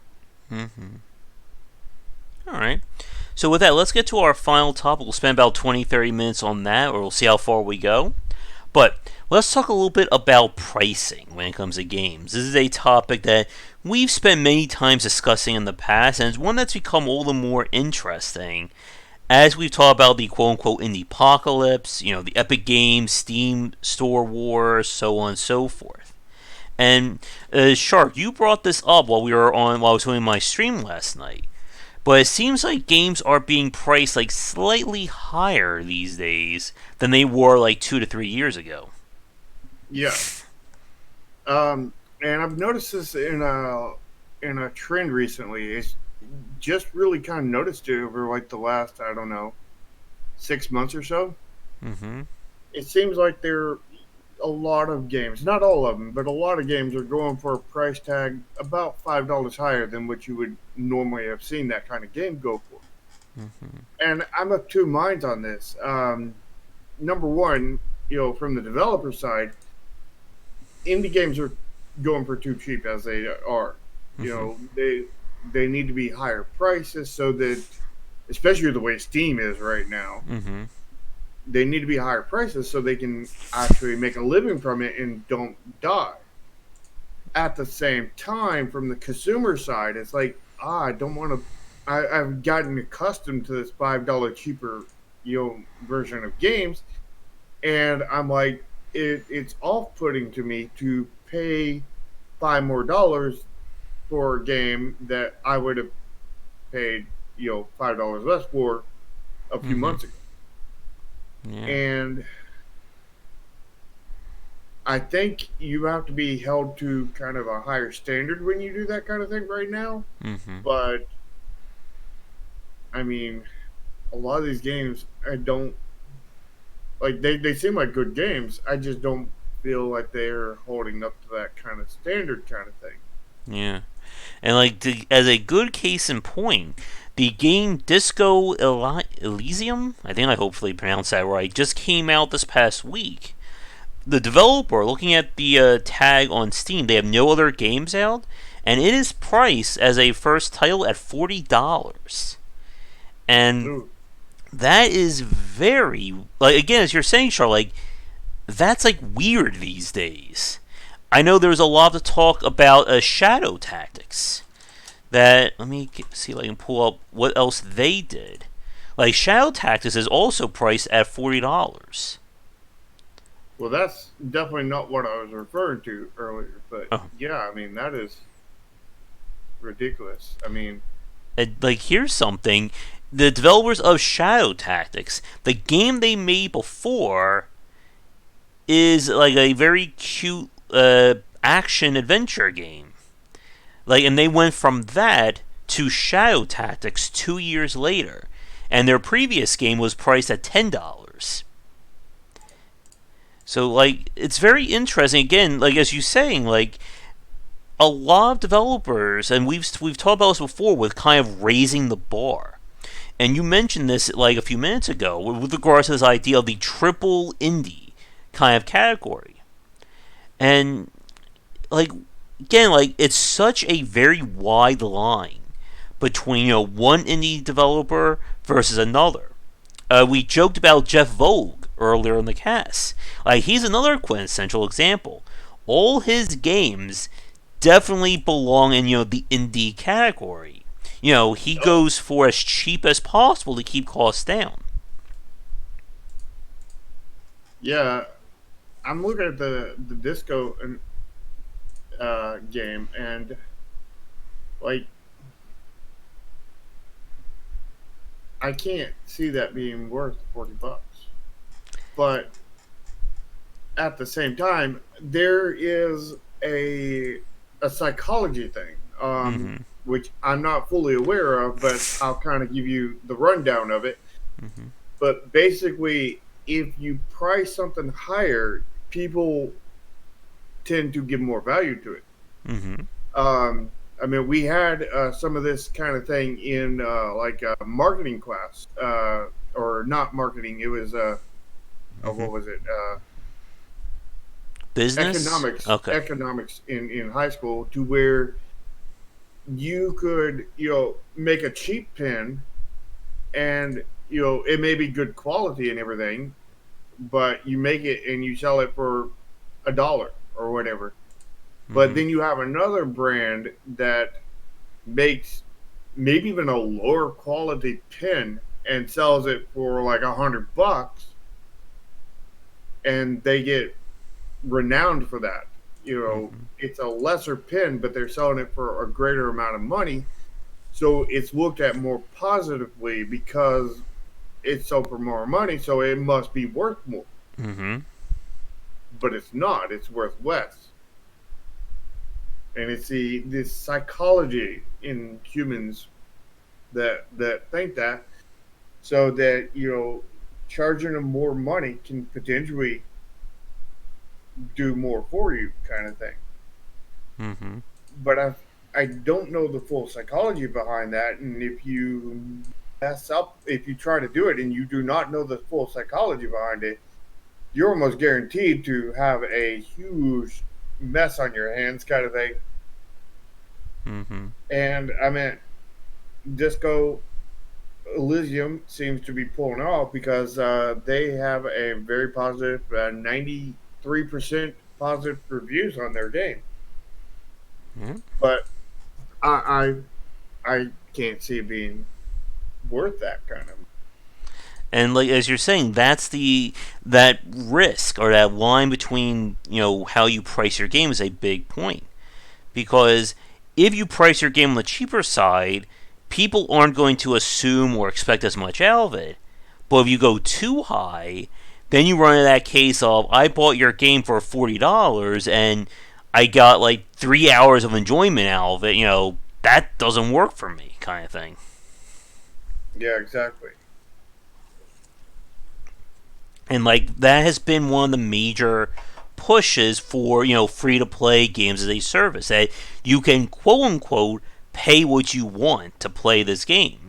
If you want to grind and spend hours trying to get stuff, you can do that. Or you buy a $15 battle pass, or open up $3 loot boxes, and go and so on and so on. Yeah, I mean, free to play is a whole different market kind of thing, Mm-hmm. and I'm getting into that myself right now. And it's free to play games stand to make a lot more money than paid games, but Mm-hmm. at the same time, they also can stand to make a lot less depending on how they're done. Um, but yeah, I mean, like indie games overall need to be, well, I wouldn't say overall, but a lot of them need to be more costly than they are. But again, I'm like at two minds of that, where I don't want that as a consumer kind of thing, Mm-hmm. because I want to still buy a lot of games. I mean, I could still, $5 ain't going to make me buy a lot less games, but it's going to definitely cut into the numbers a little bit there. Mm-hmm.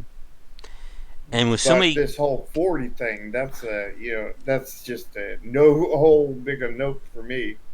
mm-hmm. And like we're saying, one of the bigger points is that every development is different, just as every design is. Like, here's another example. I'm looking on Steam right now. The sequel, or the spiritual sequel to King of Dragon Pass, Six Ages, that just came out on PC, is priced at $20. Right next to that is that game Little Big Workshop, which it looks like has a lot more of a budget to it, has a lot higher production values.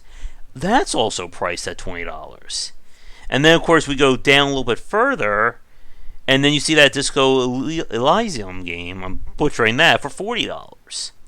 And it's like we said, it's very hard for anyone to see, where does the money go in terms of, what constitutes like the quality of a game. Yeah. And one of the weird things I've learned after, publishing my first game Mm-hmm. was pricing your game is really, really hard. And by that, I mean, pricing your game for the most part is just arbitrary. Mm-hmm. It excuse me, it really doesn't matter what the price is to a certain point, because no matter what you price it at, you priced it wrong pretty much, because there is no right price for any game. Mm-hmm. Because I mean, the way I priced my game was I did research into similar games and seeing the prices that they were going for, and then I compared their quality to our quality, and then I priced accordingly. I was Mm-hmm. like, okay, I think our game is better than this one, so I think we should be higher than that. This one's Mm-hmm. better than ours, so I think we should be lower than that. This one's about our equal, so this one should be about there. And I did all that kind of comparison between all kinds of different tactical RPGs to Mm-hmm. come to the price on ours. Yeah. But I mean, that's not necessarily the right way. I don't think there is a right way, but that's how I did it, and I think that worked out pretty well. Mm-hmm. Um, Mojo was famous for saying, how'd you come up with that price on your game? And then that was the one of the few questions I actually ignored in that live stream. And I was like, there's no way I can answer that in a good way. I mean, like, I just kind of answered it just now, but, in the context where we were talking about it there, I could have said that and it would have looked bad, kind of Mm-hmm. thing. And, oh, you're saying your game is better than these? Oh, you're saying your game is worse than these? Oh, this isn't a good game. Oh, this is you're better than all these other games. There is no way in that context that could have came out in a way that would have been a good way, kind of Yeah. thing. And so I just like, there's no way I could answer that question. I'm just going to have to ignore that one. It bothered me down to the core of my soul that I did not answer that question, but I had to just not answer it because that was just, there was no way to put it in a good context that would have worked out, kind of thing. Yeah. But I was happy to, find out that later Mojo came back to me and he says, "Yeah, I definitely got my money's worth out of your game. Good job, kind of thing." Mm-hmm. And he hadn't even beat it yet. Yeah. And I'm still waiting for him to beat it. Mojo, if you're watching this, you need to beat it. You only got like 2 or 3 maps left. Finish it. And like again, like as you're talking, I'm looking at the new releases on Steam, and like I see a game here for 99 cents that's on sale for 62 cents. Oh, and it's got the tags casual, action, and indie. Just to give you the full aneurysm there. Mm. And again, like so much, like when we talk about what the consumer sees in a video game, most often they're going to look at two things: the screenshots or video you put up, and the price. That's it. Like they're not going to have the time to look at anything else. And it's very hard to kind of again I guess dilute down or figure out just what it is that is going into the pricing of these games. Like if a game is $5, should I expect there have been passes on UI or a quality design there? If a game is $20, should I expect to get at least 15 hours of gameplay out of that? And Yeah, this goes into another topic that we have, the price to uh, value out of a game. yeah, We'll have to. We'll probably have to do that one next week. and like that game, that Get Good or Get Wrecked game, that is free on Steam right now, and it has one user review. So even like, I guess I think you may have answered this one already, Shark. But do you think that low pricing for a game is no longer, the easy way to get people to play your game? No, it's not the easy way to get people to play your game. The only easy way to get people to play your game is make it free to play. Mm-hmm. Because the hardest part of getting somebody to play your game is making that initial opening of their wallet kind of thing. Mm-hmm. So the only way to avoid that is making it free. Mm-hmm. But then that comes with other issues where you've got to now do free to play kind of uh, value out of your game, and you've got to do it in such a way that you don't ruin your game and where people don't hate you for that game as Yeah. well. And you got to avoid the abusive stuff and all that kind of thing. So that is Mm-hmm. like a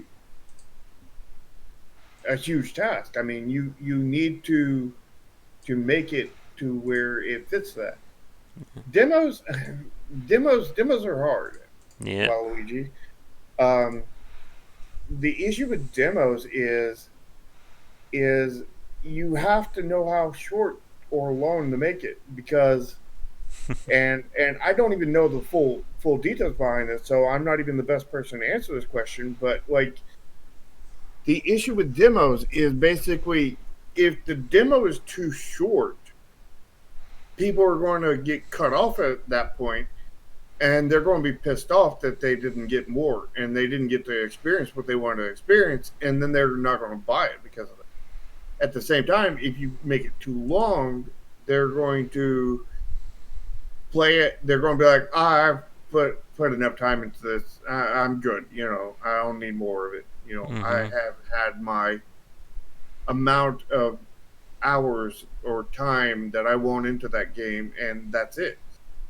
And there's no core line. Like, there's no like your demo needs to be 5 minutes or 30 minutes or whatever, because Mm-hmm. where that line is depends on the gameplay of your game, and knowing where that line is something that pretty much every indie I know of has struggled with, Yeah. and And like, it's just not a easy thing to go into with demos. yeah, as El Gore says, the demo should be a vertical slice, but then we see again with the whole idea of YouTuber and stream friendly games that they'll just front load all the amazing cool stuff, and then the real gameplay loop just evolves very quickly. And Mm-hmm. again, it's hard to know just how much should go into these games. And I'm trying to look up some more examples as we're talking here. Like for myself, I've said this before, like for me, I will usually like the my limit for a game is usually like around $15 to $20 to buy a game. And that's just again just due to the sheer number of games I have to play on a weekly basis. And for a lot of these titles out there, it's just very hard to you know, see the value of that price. Yeah, I noticed a I noticed a pattern on Steam and whatnot to where games that are cheaper than 9.99, 8.99, Mm-hmm. 9.98 and cheaper, all those games, most of them seem not worth much because a lot of those games feel like they have like like they've had maybe one one day to you know 6 months of development time with Mm-hmm. a single developer, maybe a little bit more than that, and they're like, there's not much of a game here for this price, and you can but you look at the $10 ones kind of tend to be borderline to where they could go either way, and then Mm-hmm. the like $15 $20 kind of games, you generally see those being really good quality games. Mm-hmm. not the highest, production values, but really good quality. Yeah. And there is one thing that we didn't touch on, but it definitely is a part of this. That when we see games priced higher due to the story or production values and not the gameplay itself. Stuff like What Remains of Edith Finch, The Vanishing Case of Ethan Carter, Frictional being a really good example of this. Like right now, I'm looking at the Soma page. This was their previous horror game. It's priced at Graveyard Keeper. $30. What was that? Graveyard Keeper. Yep, Graveyard Keeper. How much is that at right now? I think it's like 25. Could be wrong. Looks like $20. But And supposedly they have plans for DLC that is a ripoff of Stranger Things. That sounds great. Okay then. I don't even it's even out yet. No, it's not. And and we saw the same thing with titles like Gone Home, Where the Water Tastes Like Wine, and this again goes back to what we were talking about earlier. This idea of a AAA indie or triple I indie. We'll have to come with a catchier phrase for it. That you'll see in the developers tend to push for either a higher production values. They'll get, better voice actors, things like that, to try and drive up the value of their game. But the gameplay just seems like everything that we've seen before. And that's that very weird thing, because there are people who will say that you should buy Soma and Gone Home and Amnesia for $20, $30 because those games are trying to be worth more. But then when we play them, they typically seem to be worth less than what we've seen the developers put into them. that goes back to my previous comment about higher price games seeming worth more because you paid more. I mean, there was a psychological study on that.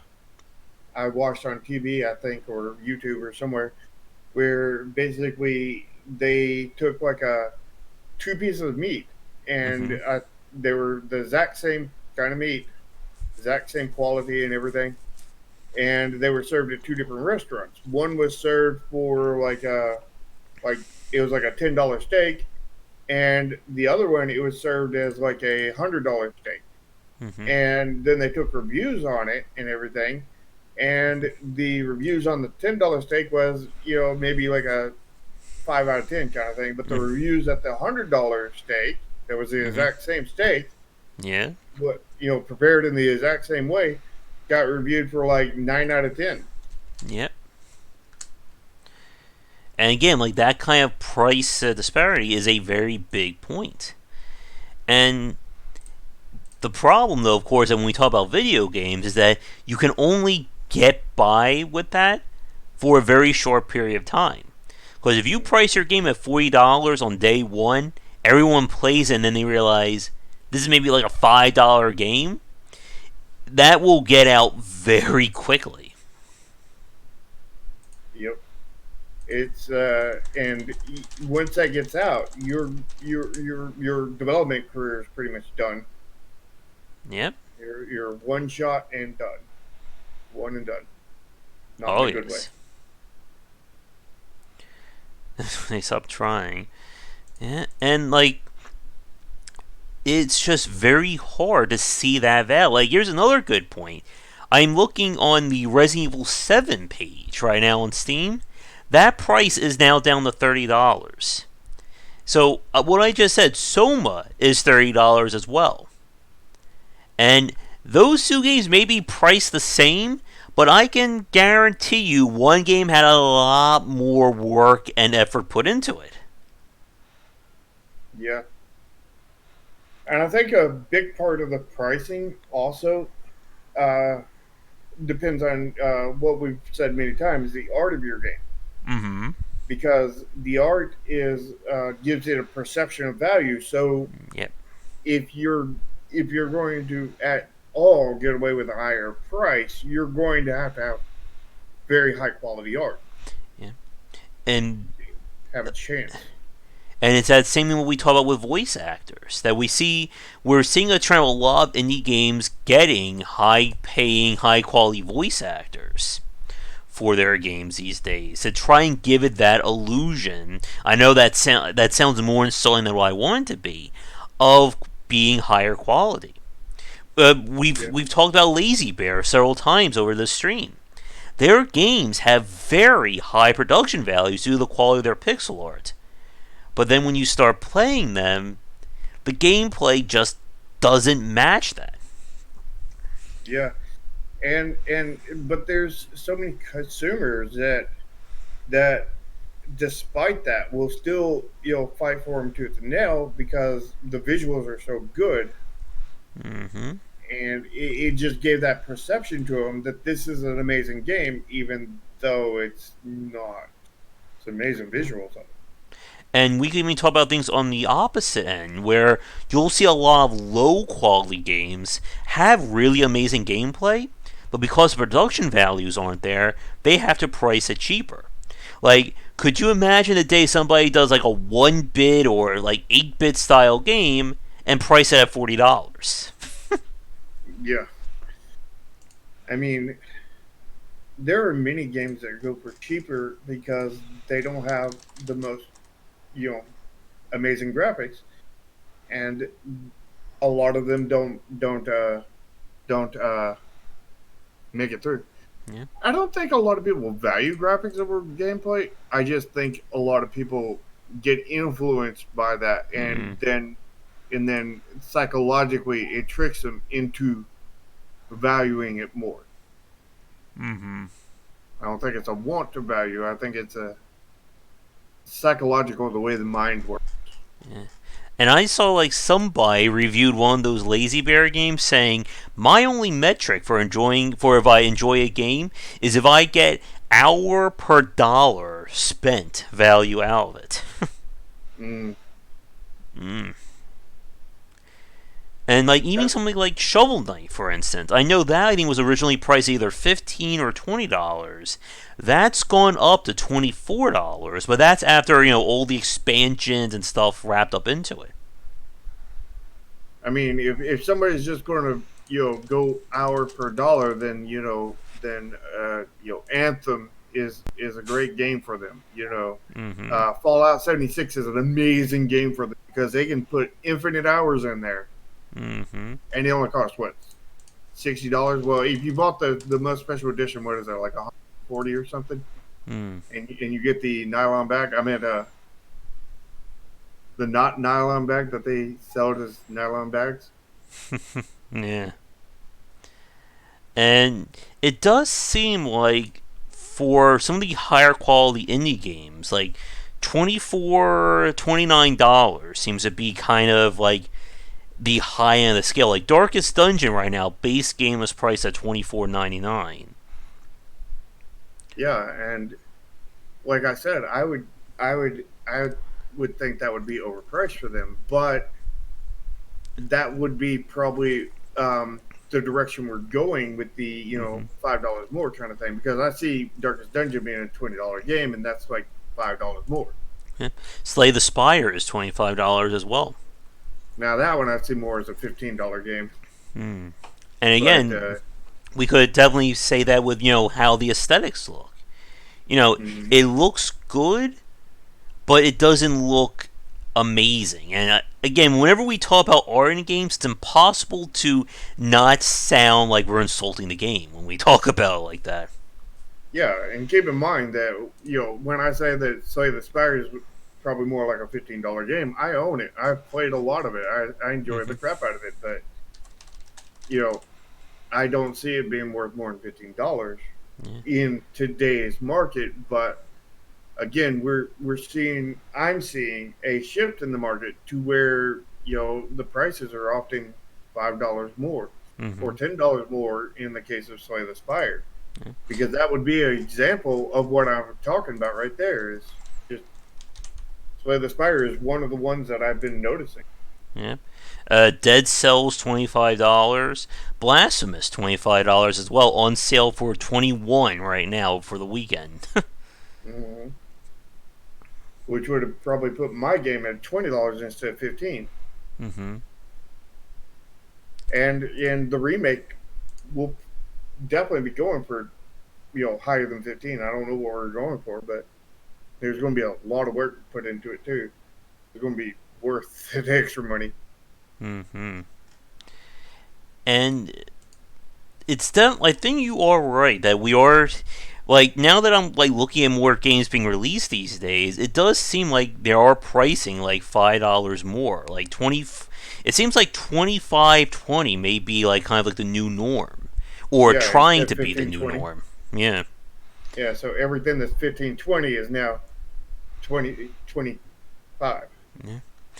And like for myself, like this is one area where I don't really have as much experience because of the fact that I get a lot of my games through press keys and stuff like that.